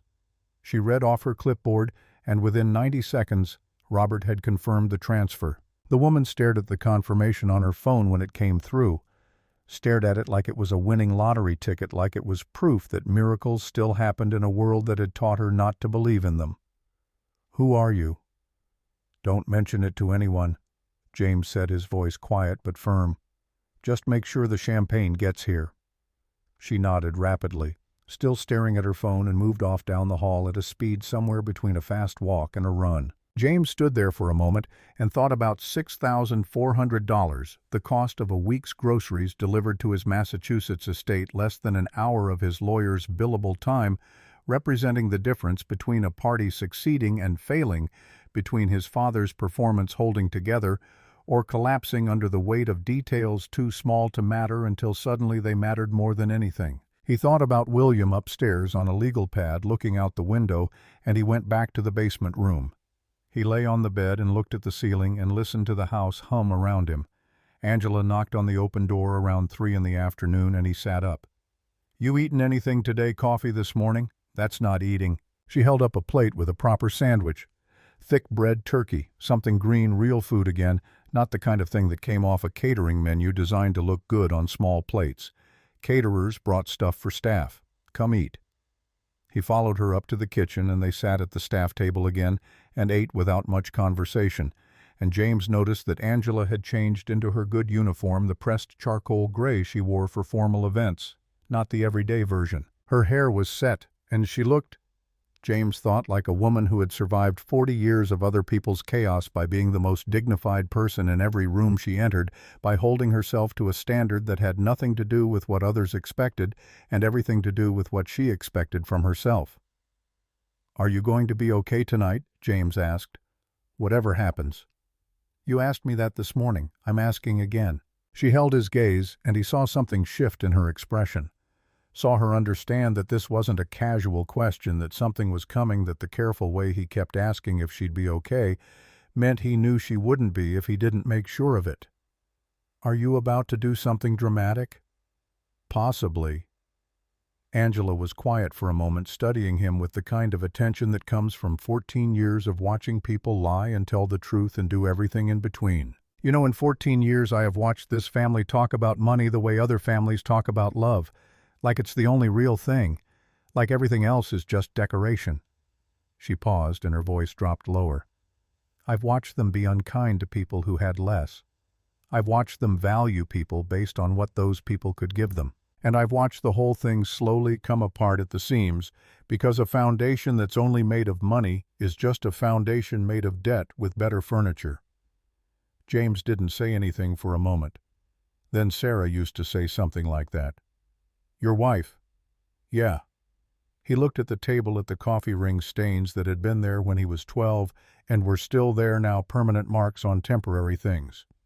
She had a gift for seeing through things to the actual thing underneath. Angela nodded slowly, and they finished eating in a silence that felt comfortable, felt like the kind of silence you can only have with people who understand that not everything needs to be said out loud. James took his plate to the sink and rinsed it, And outside the kitchen window the tent was lit for evening caterers moving under it in their blacks.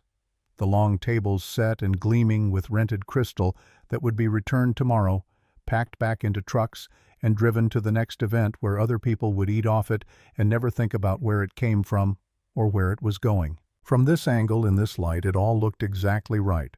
Looked like the kind of image you'd put on a magazine cover and call success. You had to know to look at the seams at the late paychecks and the cash up-front florists and the champagne suppliers who wouldn't extend credit anymore. At 5:30, James went downstairs and stood in front of the small mirror bolted to the back of the bathroom door in the basement room. He looked at himself for a long time, at the worn khaki shirt and the faded jeans and the scuffed boots, at the face of a man who was supposed to look like nothing, like a failure, like the embarrassing relation you put in the basement and hoped wouldn't talk to anyone important. He looked at all of it, and then he splashed cold water on his face, dried off with one of Angela's towels, and went back upstairs. He had 1 hour before the guests arrived, 1 hour before 180 people filled his father's house and his father's tent, and lifted their glasses of his father's champagne, the champagne James had quietly paid for, and toasted to 70 years of William Charles Mitchell. 1 hour before everything changed. He sat in the main hall on a bench near the staircase in his worn clothes, and he watched the family prepare. Victoria, in her gown, moving with the practiced grace of a woman who'd been performing this particular role for 30 years. Ryan in his tux glass already in hand, the easy confidence of a man who'd never once considered that the floor might not be there when he stepped. William emerging from upstairs in black tie, silver-haired, upright, still commanding. Even now, even with everything James knew, genuinely impressive in the way that only people who believe absolutely in themselves can be impressive. William paused at the bottom of the staircase, looked at James on the bench, looked at his clothes, and his jaw worked slightly. He started to say something, and James could see it forming: the instruction, the criticism, the request to please go change. Please not do this. Please not tonight. He didn't say it. He straightened his jacket, looked at his son for one long, complicated moment that contained everything they'd never said to each other and probably never would. Then he walked past him toward the front door where the first cars were already arriving on the gravel drive. James watched him go. He sat with his hands on his knees in his thrift store clothes in his father's grand house, and he breathed slowly and steadily and waited for the night to begin. The first guests arrived at 7 on the dot, and James watched from his bench in the main hall as the front doors opened and the world William Mitchell had built for himself began pouring in. Women in evening gowns that cost more than cars, men in black tie moving with the ease of people who wore it regularly, handshakes and air kisses, and that particular sound a party makes in its first 20 minutes when everyone is still performing the version of themselves they decided on in the car ride over. He didn't move from the bench. A man in his 60s walked past him toward the ballroom and glanced down with the mild, unseeing look people give to furniture. A woman in a red gown stepped around him without breaking her conversation, her voice bright with laughter at something her companion had said. A caterer, moving through the hall with a tray of champagne flutes, paused and reflexively extended the tray toward James, then caught himself. Not sure apparently whether the man on the bench was a guest or staff or something in between that didn't fit the categories he'd been trained to recognize. "I'm good," James said. "Thank you." The caterer moved on, and James sat and watched the room, the way he watched markets, not at the surface, but at the behavior underneath the surface, at who was gravitating toward William, and how quickly at who was doing the social math in real time, calculating who in this room was worth talking to, who could be leveraged, who could be safely ignored. He'd grown up in these rooms. He knew how this worked, had spent his 20s learning to read a room full of money the way other people read books, learning to see the patterns and hierarchies that governed everything from where people stood to who spoke first to whose opinions mattered. Ryan appeared from the direction of the ballroom with champagne in hand. The good champagne, James noted the 22 cases plus the 18 he'd quietly paid for, and stopped when he saw James still on the bench. "You're actually going to sit there all night?" His voice had a new edge to it, sharpened by nerves he was covering with irritation. "In those clothes?" "James, I'm genuinely asking you as your brother. Please just take the spare tux. It's been pressed. It's hanging in my room. Just go put it on. Sit down, Ryan. I'm not going to sit down. There are 180 people. Sit down for 1 minute. James's voice was quiet and even and completely without the anger. He felt the anger he'd been holding since he heard Ryan describe him as a bailout case to Donald Forrester in the tent. Ryan looked at him for a moment, then sat on the opposite end of the bench the way a man sits when he's agreed to something he hasn't actually agreed to yet, when compliance is really just curiosity in different clothing. What? How long have you known things were this bad? With the group? With the money? Ryan's jaw tightened and he looked at his champagne glass like it might have answers written on the bottom. It's been a difficult period. Dad's working through it. That's not what I asked. A pause, and James watched his brother turn the glass in his hand, watched the light catch the crystal, and throw patterns on the wall. About a year, maybe 14 months. When the Hilton head numbers came in and Dad stopped bringing them to the board meetings, he looked up and met James's eyes. He thinks he can fix it. He's been trying to fix it. He just needs capital. Partners, James said, and Ryan recalibrated. He needs partners who understand the portfolio and can take a long position. Apex could he stopped himself, changed direction mid-sentence like a car swerving to avoid something in the road. Is there something you can do? Is that why you came? Because if you came here to help James, I want you to know that whatever has happened between you and Dad, and I know it's been bad, I know there are things I probably don't fully understand, but this is the family. This is everything he built. James looked at his brother, 29 years old, expensive shirt, a glass of champagne at a party his father couldn't afford, and saw something genuine underneath the performance. Ryan actually cared not about the money abstractly, but about William specifically. He was, for all his flaws, for all the ways he'd been handed everything and learned nothing from it, a son who loved his father.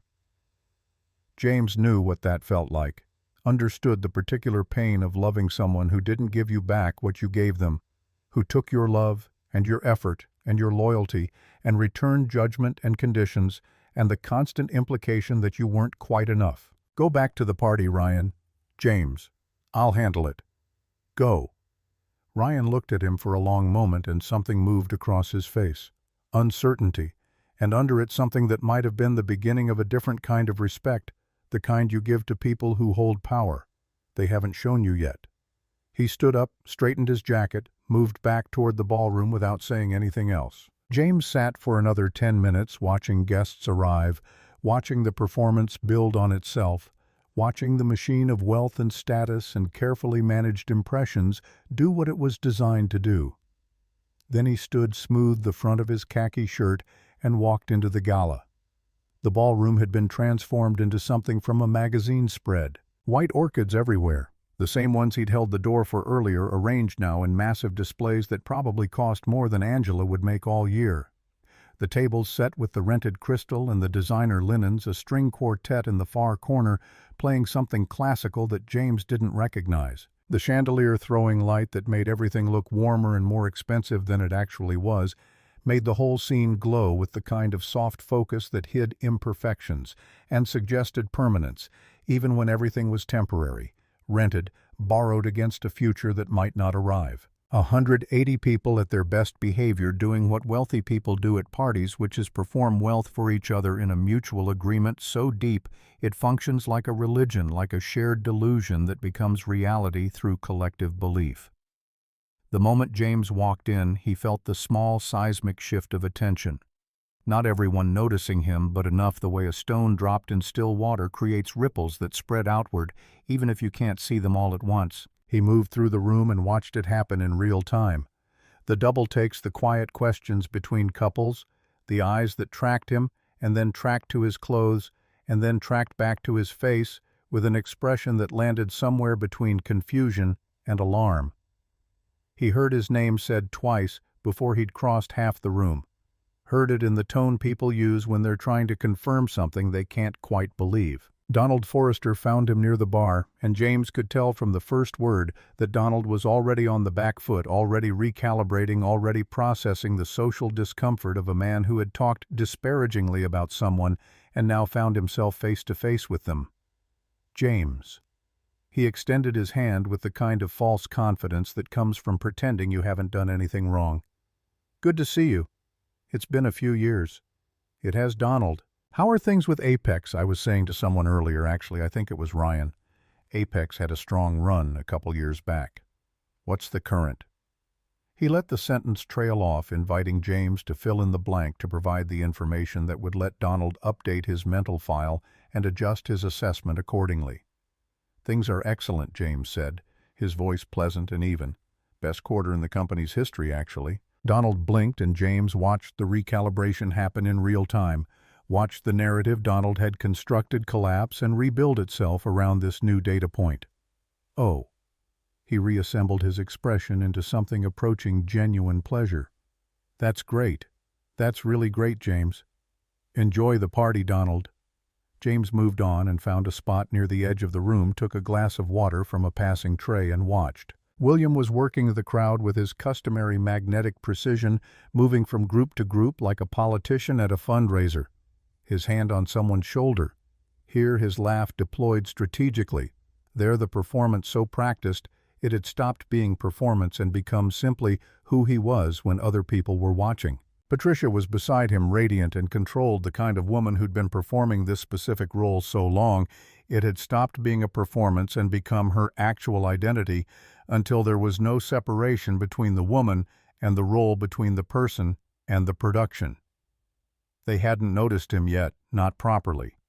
He was still invisible, still the man in the thrift store clothes that nobody in this room had been told to pay attention to, and that was about to change. At 7:45, William took the microphone. The room quieted with the practiced ease of crowds that have done this before, that understand the rhythms and protocols of events like this.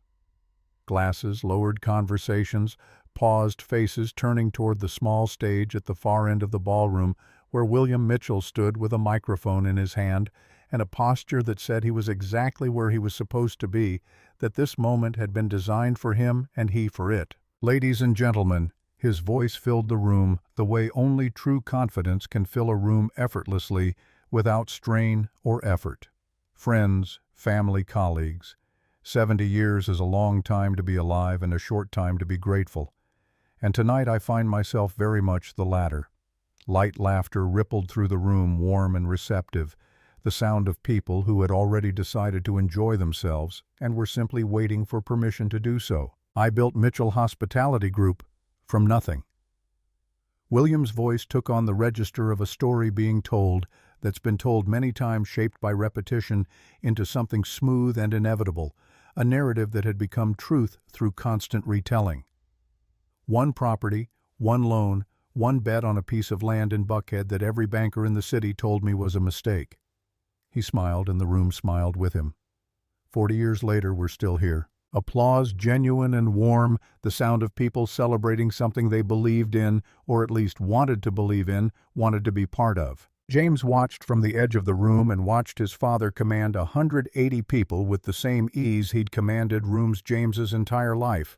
Watched the room love him the way rooms love men who project absolute certainty, who make you believe that success is inevitable and failure is something that happens to other people, to people who lack vision or courage or whatever quality the speaker possesses that you don't. "My family is here tonight," William said, and his voice had softened, fractionally shifted into a different register.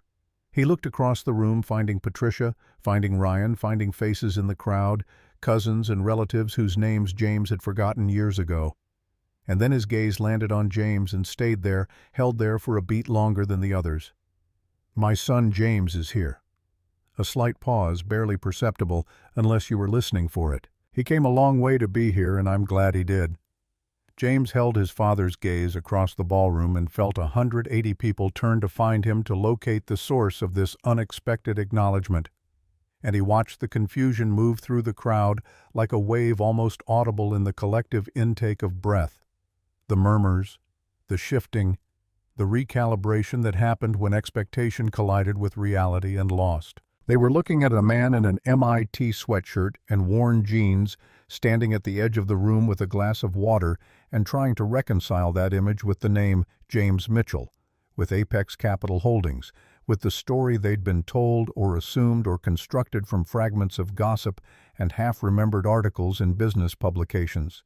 James didn't move, didn't smile, didn't apologize with his posture or his eyes or any other signal. He just held his father's gaze and nodded once, a small acknowledgement that said, "I see you and you see me, and we both know what we're not saying." William nodded back, looked away, finished his toast with words James didn't really hear because he was watching the room, watching the way people were still looking at him, still trying to process the disconnect between what they expected and what they saw. The crowd lifted their glasses and drank to 70 years of William Charles Mitchell, and James drank his water.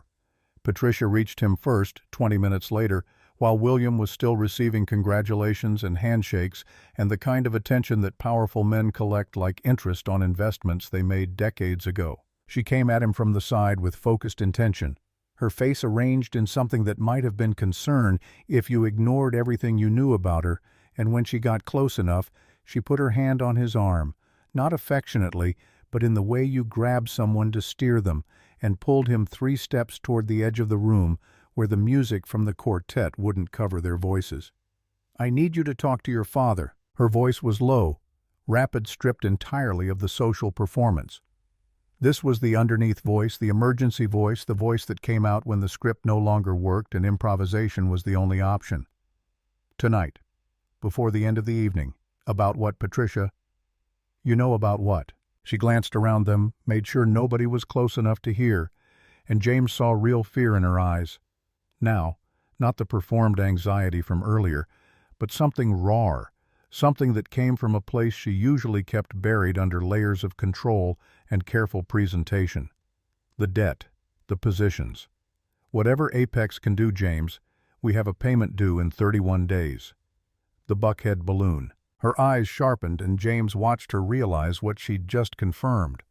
Watched her understand that she'd given him information he already had, that he'd known the exact timeline before she'd said it.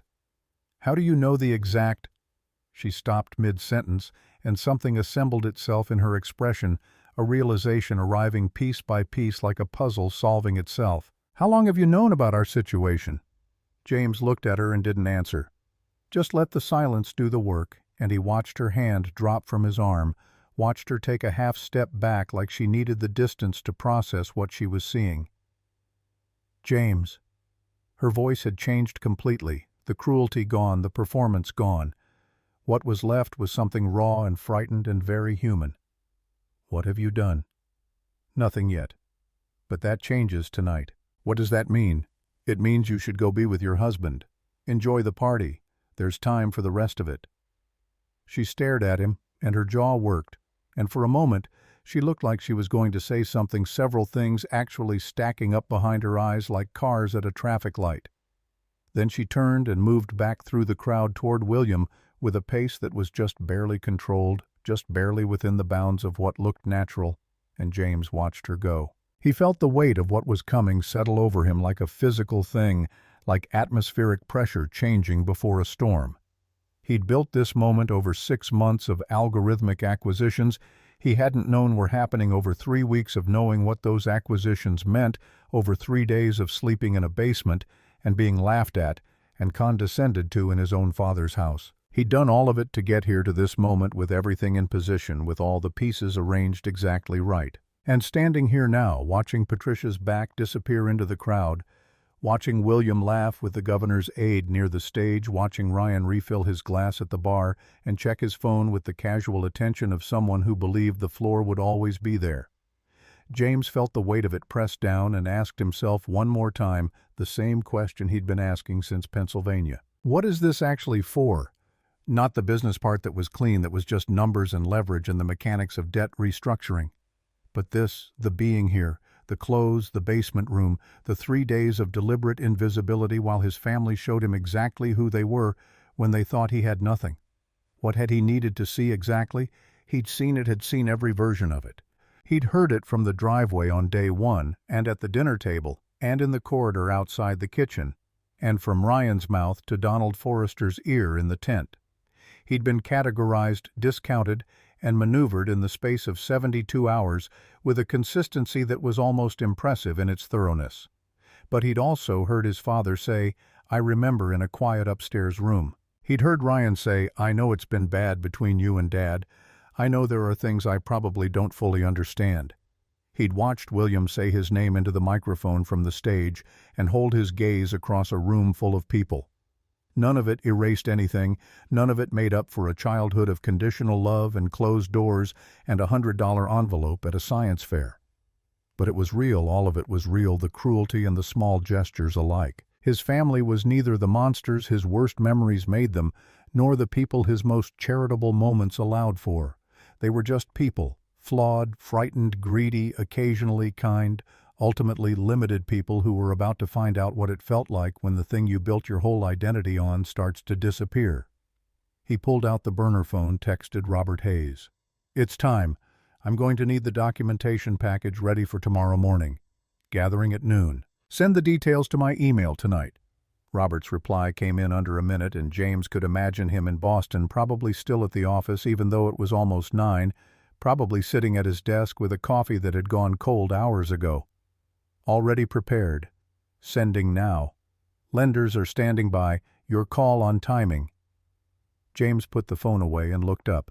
Across the room, Ryan was looking at him, not with the casual social glance of earlier, but with the focused attention of someone who had just watched two things happen and was in the process of adding them together, processing the data, arriving at a conclusion he didn't want to believe. Ryan's eyes moved to James's pocket where he'd just put the phone, then back to his face, and James held his gaze and nodded once, a small acknowledgement that said yes, and it's exactly what you're thinking, and there's nothing you can do about it now. Ryan didn't look away for a long moment. Then he set his glass on a passing tray and moved through the crowd in James's direction with purpose, with the walk of a man who'd just realized something important and needed confirmation or denial or something in between. He reached James and stopped, stood close enough that nobody nearby could hear, and his voice when it came out was low and completely different from any register James had heard from him in 3 days. No performance, no ease, no golf trip confidence, just the actual Ryan, the one underneath all the rest of it. "It's you." His voice cracked slightly on the second word. "You're the one holding the debt. That's why you know the numbers. That's why you know about Buckhead and Hilton Head." James said nothing, just watched his brother process it in real time, watched the understanding spread across his face like ink in water. "Oh, God." Ryan ran a hand over his jaw, and his eyes were wide. "How long?" 6 months. 6, he cut himself off, started again. "James, does Dad know he's about to?" Ryan stared at him, and all the color had drained from his face. "What are you going to do?" "Tell the truth. In front of everyone." Ryan's voice went up slightly, and he caught it, lowered it again, but James had heard the fear in it, the genuine terror. He paused, and when he spoke again his voice was steadier, but only barely. "I want you to understand that I have the legal authority to call those debt positions tomorrow morning and put the entire portfolio into default proceedings. I could do it right now from this phone. But that's not what I'm here for." "Then what are you here for?" James looked at his brother, at the fear in his eyes, at the way his hands were shaking slightly, at the genuine love for their father that was visible underneath everything else. "I'm here because I needed to know something, and now I know it. And now we do what comes next." Ryan looked at him for a long, unsteady moment. "What did you need to know? Whether any of you would have treated me differently if I'd shown up in a private jet and a $1,000 suit?" Ryan was quiet, and James could see him understand the answer to that question. Could see him know, without having to say it out loud, that the answer was written in 3 days of basement rooms and storage unit comments and conversations James wasn't supposed to hear. "I'm sorry." It came out rough, surprised, like he hadn't planned to say it, like the words had escaped before he could stop them. "For yesterday. In the tent. What I said to Donald. I'm sorry." James looked at him and let it sit there, a real apology unpolished. Probably the first one Ryan had offered in years, without being cornered into it, without having a gun to his head, or a strategic reason for doing it. "I know." They stood side by side in the middle of the ballroom, and the string quartet finished a piece and began another. Somewhere across the room, William laughed at something, and the people around him laughed with him. The sound of success, the sound of a man who still commanded rooms, even as the foundation was crumbling underneath him. James checked the time on the burner phone. 8:15. The formal dinner portion was ending. The dancing would start soon, the toasts and structured programming giving way to the social freeform of a party in full swing. This was the moment, the exact right moment, when the room was full and warm and the champagne had done its work and everyone present felt falsely that all was right in the world. He thought about Emma naming a goldfish president and going to bed in Massachusetts not knowing what her father was doing tonight, not knowing that the man she loved was about to do something that would change their family in ways she wouldn't understand for years. He thought about Angela at the staff table this morning, eating a sandwich with the quiet dignity of a woman who had given 14 years to people who paid her late and never once thought about what that meant. He thought about a 12-year-old boy at a science fair holding an envelope with $100 in it, watching the door waiting for a father who never came. He thought, this is the last time any of it happens without consequence. "Go stand by your father," James said to Ryan. "You're going to want to be there." Ryan looked at him for a moment, and then he did something James hadn't expected. He put his hand briefly on James's shoulder. Not a grip, just a touch, the kind of contact between men who share blood they've never quite figured out what to do with. Then he walked across the ballroom toward William, and James watched him reach his father's side, watched William look up at Ryan, and then follow Ryan's gaze back across the room to James. Their eyes met, and William Mitchell, who had stood on the steps of this house 3 days ago and watched his son arrive in thrift store clothes and assigned him to the basement with a hand extended and nothing warmer than that, saw something in James's face now that he hadn't seen before, something that made him go still in the middle of a conversation and turn more fully in James's direction. James was already moving toward him, walking across the ballroom floor, and the crowd around him continued its warm, expensive, oblivious life, the glasses clinking, the music, playing, the laughter and conversation of 180 people who had no idea that the ground beneath this house was already in the process of shifting. He walked through it all in his worn boots and his faded jeans and his fraying collar, moving toward his father, and the crowd parted slightly without knowing why, the way crowds always part for someone who knows exactly where they're going and has the kind of certainty that makes hesitation impossible. William was watching him come, and for the first time in James's memory, his father's face didn't have an answer. Ready, didn't have the mask in place, didn't have the performance queued up and waiting to deploy. James stopped in front of him 3 feet away, father and son in black tie and khaki, standing in the middle of a party that neither of them was at for the same reasons anymore. The people around William, the governor's aide, a couple James didn't know from Charleston. Richard Branford from Morgan Southeast registered the shift in energy and went quiet in the way guests go quiet when they sense the room has changed but don't yet know how. Dad James said, his voice steady and clear. "I think it's time we talked." William looked at him, at the worn clothes and the steady eyes, and the son he hadn't properly seen in 2 years, and his chin lifted that fraction of an inch that meant he was bracing for impact, preparing for something he couldn't name but could feel approaching like weather. "All right." His voice was quieter than usual, steadier than James expected. Whatever William Mitchell was, he was not a man who fell apart in public, and even now, standing at the edge of something he couldn't control, he held himself together with the discipline of 7 decades. The crowd around them had fully stilled now, not just the immediate circle, but spreading outward through the ballroom like ripples on water. Nobody pretended anymore to be having other conversations. They were watching, waiting, sensing that the most important thing happening at this party was happening right here, right now, between the man whose birthday they were celebrating and the son who looked like he'd lost everything. James reached into his pocket and pulled out the phone, opened his email where Robert's documentation package waited, turned the screen so his father could see the first page. The Apex Capital Holdings letterhead, the acquisition summary, $91 million of Mitchell Hospitality Group's debt held under 3 subsidiary entities, all lines of authority tracing back to a single name at the top of the organizational chart. William looked at the screen and his face did something complicated, not collapsing but settling like a man who'd been bracing for something for a long time and had finally felt it arrive and could stop bracing, now could let his muscles relax because the worst had come and there was nothing left to prepare for. How long? 6 months. Apex's acquisition algorithms flagged Mitchell Hospitality as distressed hospitality debt. Standard investment thesis.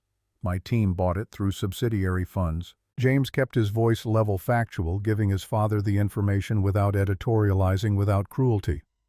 I didn't know. I sign off on hundreds of deals. I didn't read every name. William was quiet, and around them the party had gone almost entirely still. Not everyone, not the far end of the room, but everyone within 30 feet stood in a silence so complete you could hear the string quartet still playing something graceful and completely at odds with the moment. Patricia had materialized at William's side, and she looked at the phone screen, and her face went white, all the color draining out of it like someone had opened a valve. Ryan stood just behind his father, and his face showed the particular expression of a man who already knew and was now watching everyone else catch up. James Williams' voice was rough but controlled. "Come with me." "Not here." "Here," James said, and his voice was gentle but firm. "Because if we do this privately, you'll find a way to manage it, to control it, to turn it into something other than what it actually is. And I need it to be what it actually is. Just once. Just tonight." William looked at him, and James saw something in his father's eyes he'd never seen before. Something that looked almost like understanding. Like William knew exactly what James meant, even if he didn't want to. Even if every instinct he had was screaming at him to move this conversation somewhere private, where it could be contained and managed and spun into a narrative that didn't destroy everything he'd built.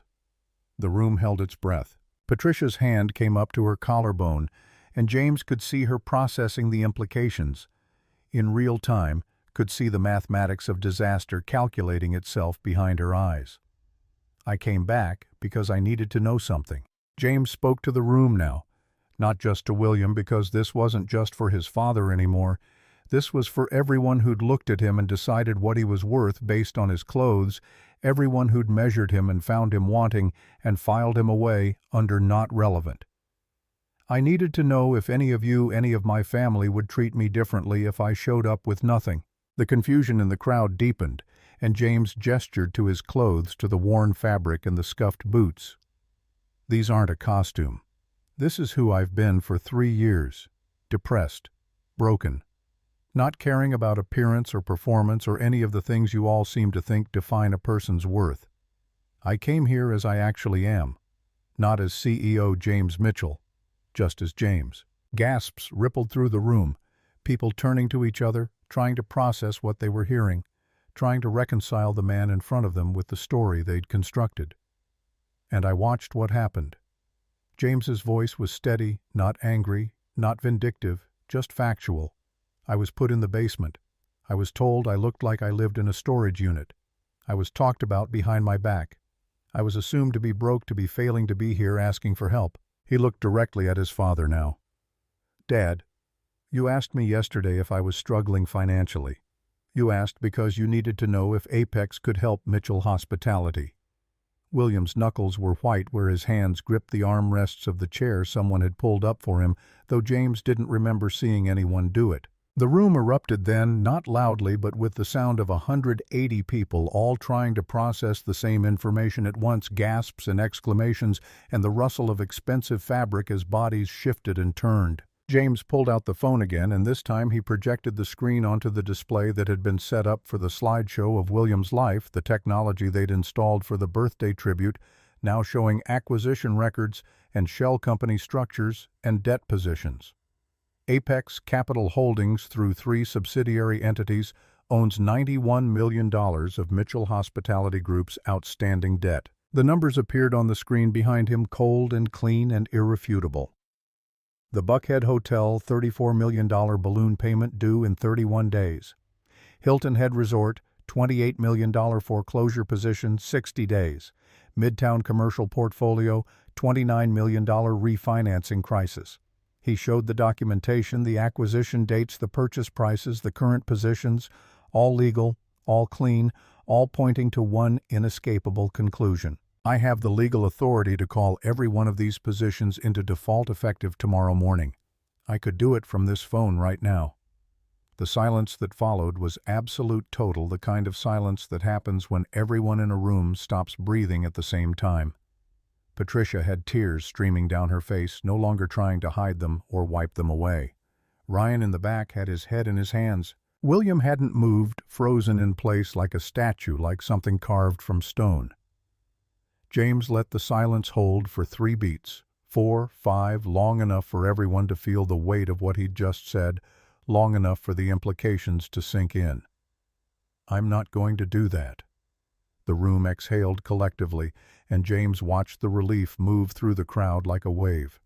But he wasn't done yet, had one more thing to say, one more truth to speak before this moment could end. 6 months ago, Apex's acquisition algorithm flagged Mitchell Hospitality Group as distressed hospitality debt. Standard investment thesis. Our team bought it through subsidiary funds. I didn't know. I sign off on hundreds of deals.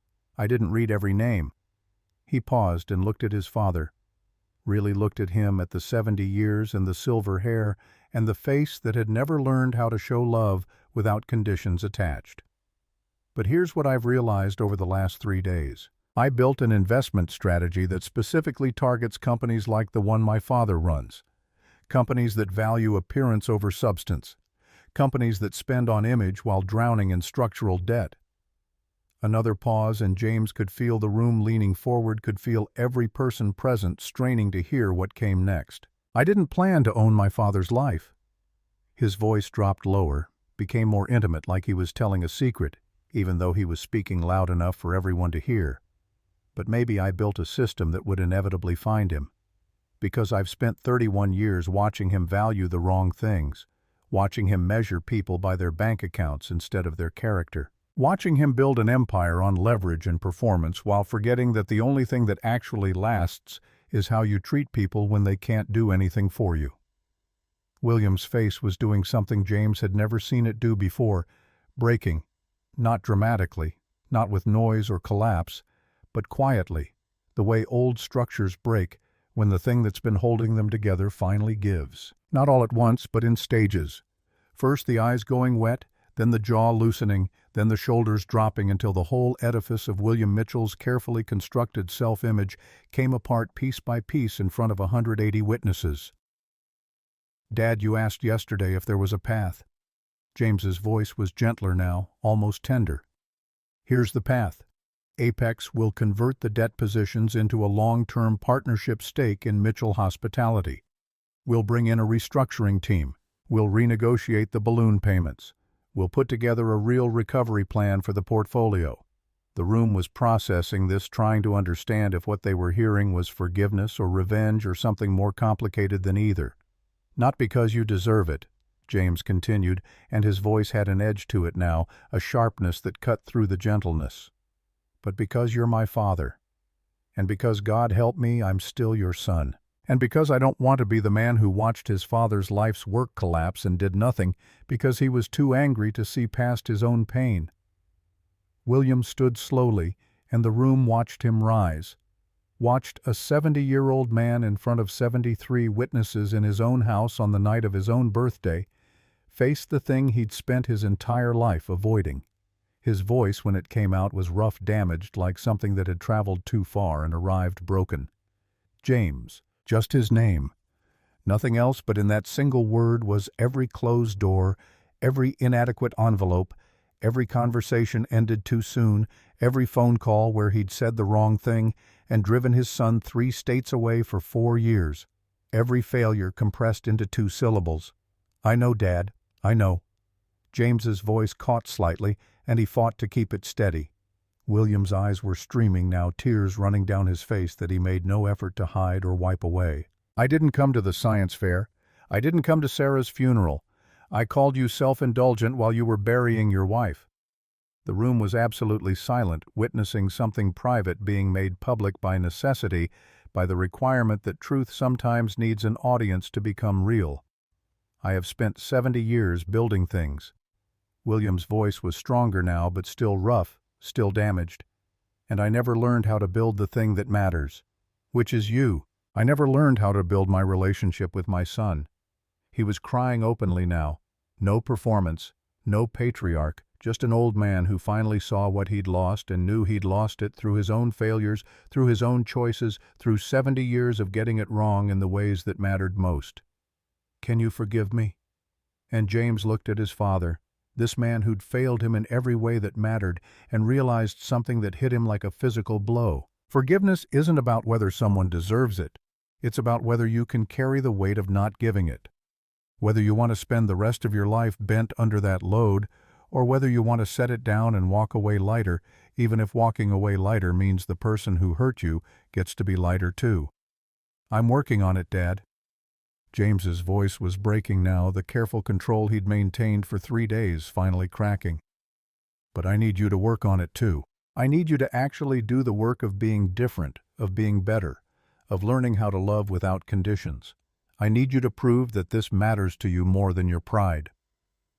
William nodded and couldn't speak, could only nod, and the two of them stood there in the middle of the ballroom with 180 people watching, and neither of them caring any more about the audience, about the performance, about anything except this moment that was happening between them. "There's one more thing," James said, and he turned away from his father, looked toward the doorway where Angela stood in her good uniform, watching everything with those steady eyes that had seen 14 years of this family's truth. "Angela, can you come here, please?" She hesitated clearly, not wanting to be part of this, not wanting to be visible in this moment. But James's eyes held hers, and after a second she walked forward, moved through the crowd that parted for her, came to stand beside James in front of everyone. "This is Angela Torres. She's worked in the Mitchell household for 14 years. James spoke to the room now, his voice carrying to every corner. "How many of you knew her name?" Silence, uncomfortable and telling people looking down or away, and James let it sit there, let the discomfort build. "Angela brought me food my first night here when everyone else had already decided what I was worth based on my clothes. She sat at a table with me and told me the truth about what was happening in this house. She treated me like a person when everyone else treated me like a problem to be managed or an embarrassment to be hidden." He looked at Angela now, at the dignity and the way she stood, at the quiet strength that had carried her through 14 years of being invisible. "Angela, your paychecks have been arriving late for months. You've been taking payday loans to cover your daughter's nursing school tuition at Georgia State. You're $23,000 in debt because this family hasn't paid you what it owes you while throwing parties it can't afford." Angela's face showed shock that he knew then, understanding, then something that looked almost like relief that someone had finally said it out loud, had finally named the thing everyone knew, but nobody talked about. James pulled an envelope from his pocket, the one Robert had arranged to have couriered to the house earlier that afternoon, and handed it to Angela. "This is from Apex Capital, not from Mitchell Hospitality, from me." She opened it with hands that shook slightly, read what was inside, and her eyes went wide. James spoke to the room again. "It's a cashier's check for $50,000, plus a full scholarship for her daughter Nicole. 4 years Georgia State nursing program paid directly to the university. No conditions, no strings. Just someone finally listening after 14 years of her saying the right things and nobody hearing them." Angela was crying now, silently, tears running down her face as she held the paper like it was something precious and fragile that might disappear if she didn't hold it tight enough. "Your wife would have liked you very much." Her voice was thick with emotion. "The man you are right now." "She already did," James said, and his own voice was unsteady. "That's how I knew what to look like." The room erupted then, not with applause exactly, but with something more organic, the spontaneous sound of people responding to something real, something that had broken through all the performance and artifice and reached the human thing underneath. Several people were crying. James noticed not just Patricia and Angela, but others scattered through the room. People he didn't know. People who'd come to celebrate a birthday and found themselves witnessing something else entirely.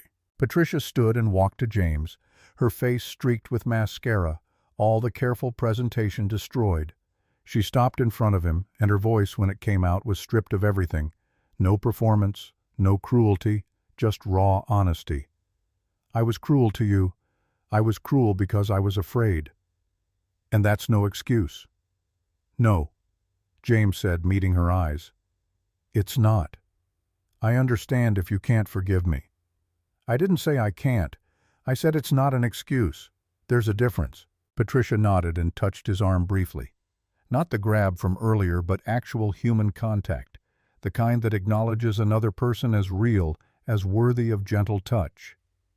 Then she walked back to William, who was still standing in the same spot, still crying quietly, and she put her arm around him and held him while he shook. Donald Forrester approached next, his face pale, his earlier confidence completely gone. James, what I said to Ryan about you. I heard it. James's voice was calm, factual. Word for word. From the tent. Donald went even paler, and James could see him calculating how to respond, how to apologize, how to make this right. Use it. Remember what it felt like to be wrong about someone, and be better. Donald nodded, swallowed hard, and walked away looking like he'd just been given a gift he didn't deserve but was grateful for anyway. Richard Branford from Morgan Southeast stepped forward with his hand extended. If Apex needs advisory on the restructuring, we'll call you. James shook his hand. Fair rates, no family discount. Fair rates. Branford's smile was slight but genuine. Understood. The crowd began to disperse slowly, conversations resuming, but quieter now, more subdued, like people who'd witnessed something they needed time to process. Ryan appeared from somewhere and stood looking at Angela at the envelope she still held, and then he moved to her and put his arm around her shoulders gently, carefully, and walked her to a chair.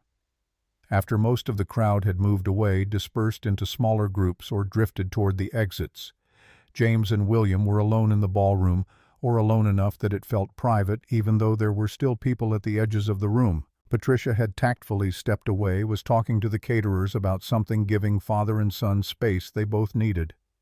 I want to come to Massachusetts. William's voice was hoarse from crying, from 70 years of not crying and then crying all at once in front of everyone he knew, to meet Emma properly. Before Christmas, if he stopped, and the pause said everything about how uncertain he was, how much he understood he didn't deserve this. If that's something you'd allow. She doesn't know who you are yet, James said, and kept his voice gentle because his father looked fragile. In a way he'd never looked before, looked like something that could break if handled roughly. You have room to be whoever you decide to be to her. You're not locked into being the grandfather version of who you were as a father. William absorbed that, nodded slowly. I'd like to be her grandfather. The real kind. Not the kind I was as a father. Then be that. William's hands were shaking and he clasped them together to still them. Will you teach me? James was surprised by the question, by the humility in it, by the acknowledgement of need it represented. Teach you what? How to do this. How to be family without conditions. William's voice dropped lower, became almost a whisper. You learned it somewhere. I never taught you. So you learned it despite me. Teach me what you learned. Yeah, Dad. James's throat was tight and he had to force the words past it. I can do that. William stepped forward then and hugged his son. Actually hugged him. The first real hug James could remember in 31 years. And William held on like a drowning man, like someone who'd finally found shore after swimming in open water for decades. They stood like that for a long time, ballroom empty around them, except for the staff quietly cleaning up, and the afternoon light had shifted to evening light coming through the windows, gold and soft and forgiving. 70 years and 31 years meeting finally in truth, in acknowledgement, in the kind of honesty that only comes when you've lost everything else and honesty is all that's left. James found Ryan on the back steps an hour later, sitting alone with a drink beside him that he hadn't touched. The sun was setting over Atlanta, painting the sky in shades of orange and purple that looked too beautiful for how heavy everything felt. James sat down beside him without asking, and they sat in silence for a minute, just breathing, just being. I've been useless my whole life, Ryan said finally. Haven't I? You've been unchallenged, James corrected. That's different. Is it? Yeah. Useless means you can't. Unchallenged means you haven't had to. You can start now. Ryan looked at him with something like hope in his eyes, or maybe fear, or maybe both mixed together in equal measure. The restructuring is going to be real work, James continued. Dad can't do it alone anymore. Robert will lead it from Apex's side, but someone needs to lead from inside Mitchell Hospitality. Someone who knows the company. Someone who has something to prove. Ryan's voice was barely above a whisper. You're offering me. I'm offering you a chance to earn your title. No safety net. Real accountability. You fail, you're out. You succeed. James paused. You become who you should have been all along. Why would you trust me? Because you said sorry this morning. James met his eyes. And you meant it. That's more than most people in this family have ever done. Can I call you? During the restructuring? When I don't know what I'm doing? Yeah, you can call. They sat together as brothers for maybe the first time in their lives, not half-brothers or competitors or people who happened to share a father, but actual brothers, and the silence between them felt comfortable instead of tense. James found Angela in the kitchen later, after the last guests had left, after the caterers had packed up their equipment and driven away. She was at the staff table with the envelope in front of her, just looking at it like it might disappear if she looked away. Angela. She looked up and her eyes were still red from crying, but there was something else there too, something that looked like the beginning of hope. You don't work for the Mitchells anymore. Effective today. You work for yourself. Mr. James Worse. My assistant Linda will contact you next week. He kept going, needing to get all of it out before she could object. We're setting up an education fund administration for families like yours, families where people work hard and deserve better than they get. I want you to help run it, if you want to. Angela was crying again, but quietly, just tears sliding down her face that she didn't bother to wipe away. Why are you doing this? Because Sarah, my wife, she used to say something. She said the only wealth that matters is the wealth you create for other people.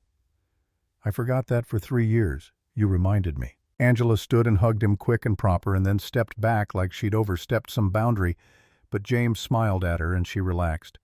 You get home safe to that little girl. I will.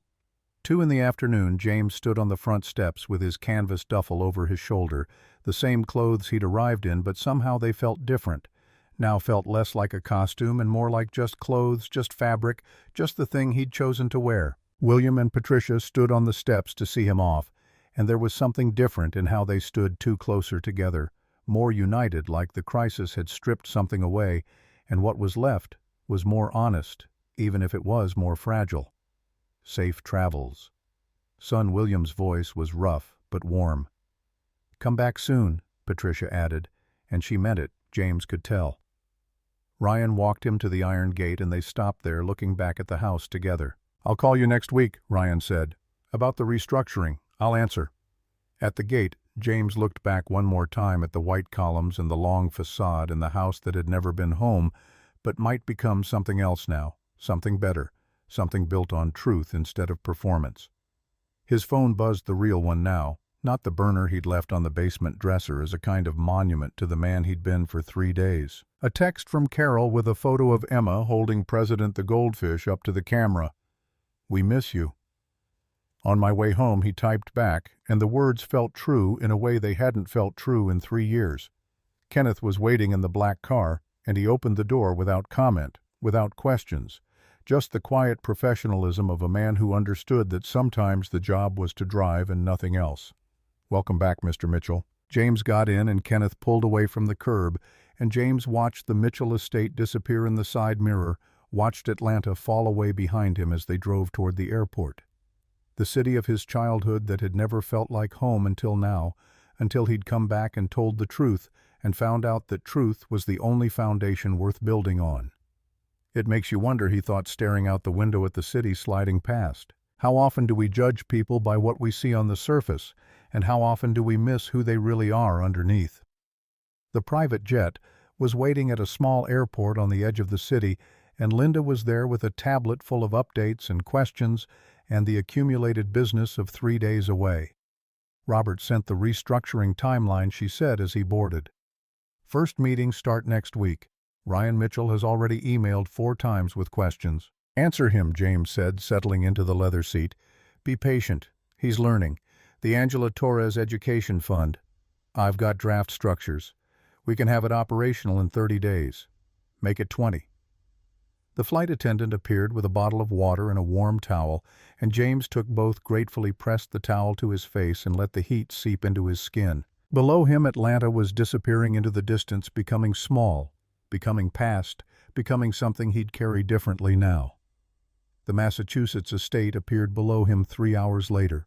42 rooms lit against the darkening coast, and James felt his chest tighten with something that wasn't quite relief and wasn't quite joy, but was somewhere between them, something that felt like coming home actually meant now. Emma burst through the front door before the car had fully stopped, Carol behind her, trying to keep up, and James dropped his duffel and caught her as she ran, picked her up and held on tight. "Daddy, you were gone so long. President missed you. I missed you more than President. I missed you more than anything in the world." James was laughing and maybe crying a little, and Emma's face made him both at the same time. "Why are you sad happy?" "Because I went away sad, and I came back happy," he said. "And your face makes me both at the same time." "That doesn't make sense." I know, he kissed her forehead. "But it's true anyway." He carried her inside, and Carol was smiling in the doorway, and the house felt warm and full in a way it hadn't felt in 3 years, like something had shifted in the foundation, and everything built on top of it had shifted too, had become more solid, more real. Bedtime came at 9, and James sat on the edge of Emma's bed with President's tank glowing beside them in the dark. "Daddy, where did you go?" "I went to see my father." "Your grandfather." "I have a grandfather." "You do, and he wants to meet you." "Is he nice?" "He's learning to be." James thought about how to say this, how to explain something he barely understood himself. "We all are." "That's okay," Emma said with the wisdom of 7-year-old certainty. "President wasn't nice at first either. He bit the other fish. But now he's good." "That's very wise." James smiled. "Daddy." "Yeah, sweetheart. I'm glad you're home." "Me too, baby." "Me too." He kissed her forehead and turned off the light and left the door cracked with the goldfish tank glowing in the dark like a small beacon. In his study at 10, he opened the drawer and took out the photo of Sarah, the one from their Cambridge apartment, her smile bright and real and full of all the future they'd thought they had. He set it on his desk where he could see it, not hidden anymore, not put away like something he couldn't bear to look at. "I did it," he said to the photo. "I went back. I told the truth. All of it." He paused and looked at her face, at the woman who'd taught him that the bravest thing you can do is stay open after you've been closed. "You were right. About everything." His phone buzzed with a text from William. "Thank you for today. Thank you for giving me a chance to be better. I won't waste it. See you at Christmas, Dad."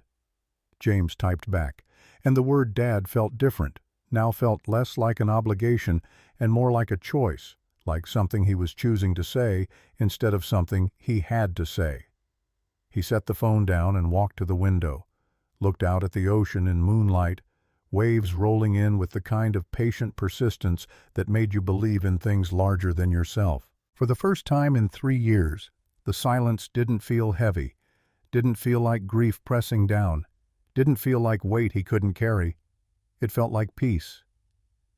December came with snow and Christmas lights, and Emma's excitement building toward a volume that seemed physically impossible for someone so small. The tree went up in the main hall, and she decorated it with Carol while James watched from the doorway, and he thought about William coming, about his father meeting his granddaughter, about the chance they were all taking on each other being better than they'd been. The doorbell rang on Christmas Eve, and Emma ran to answer it, and James followed, and William stood on the doorstep with a wrapped present and a face that looked nervous in a way James had never seen him look before, vulnerable in a way that made him seem more human and less like the patriarch he'd spent 70 years performing.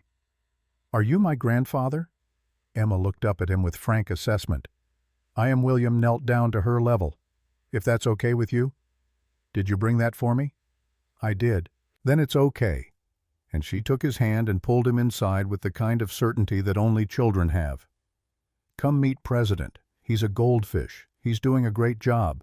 William looked at James over Emma's head with a question in his eyes that said, "Is this real? Am I allowed this? Have I actually been given this gift I don't deserve?" James nodded and watched his father disappear into the house with his daughter. heard Emma's voice chattering and William's voice responding, both of them learning, both of them trying, both of them doing the work. He stood in the doorway with snow falling outside and everything quiet and everything right, and he thought about the man who'd bought $14 worth of dignity at a Goodwill and used it to buy back something more valuable, something that couldn't be measured in dollars or debt positions or acquisition records. Have you ever had to make peace with your family? He thought, watching the snow fall. Or watch someone you love learn to be better. Sometimes the hardest journeys lead us home. On Christmas morning, James drove to the cemetery alone while Emma and William decorated cookies in the kitchen. He placed flowers on Sarah's grave and knelt in the snow and told her everything. The trip to Atlanta, the confrontation, the tears, the restructuring. Angela's scholarship, William meeting Emma, all of it poured out in the quiet of a Boston cemetery with snow falling soft around him. I did what you told me. I stayed open. It hurt. But you were right. He touched the gravestone cold under his palm. Dad's meeting Emma. They're decorating cookies. He's trying, really trying. Angela's daughter started nursing school. Ryan's actually working. Everything's not fixed. He stopped, corrected himself. But it's real. And real is better than perfect. Thank you for teaching me that. I miss you every day. But I'm okay now. We're okay. He stood and brushed snow from his knees and walked back to the car, back to the life he was building from truth this time instead of performance, and the snow fell around him like forgiveness, like the universe saying yes, like the beginning of something better. James Mitchell, 31 years old, billionaire, CEO, father, son, man who learned that wealth means nothing if you can't buy back time, but means everything if you use it to give time to others. He drove home to his daughter and his father and the family they were building together, not perfect but real, not without pain but not defined by it either. And for the first time in longer than he could remember, he felt the weight lift, felt the future open up in front of him like a door. He'd been standing in front of his whole life, finally swinging wide.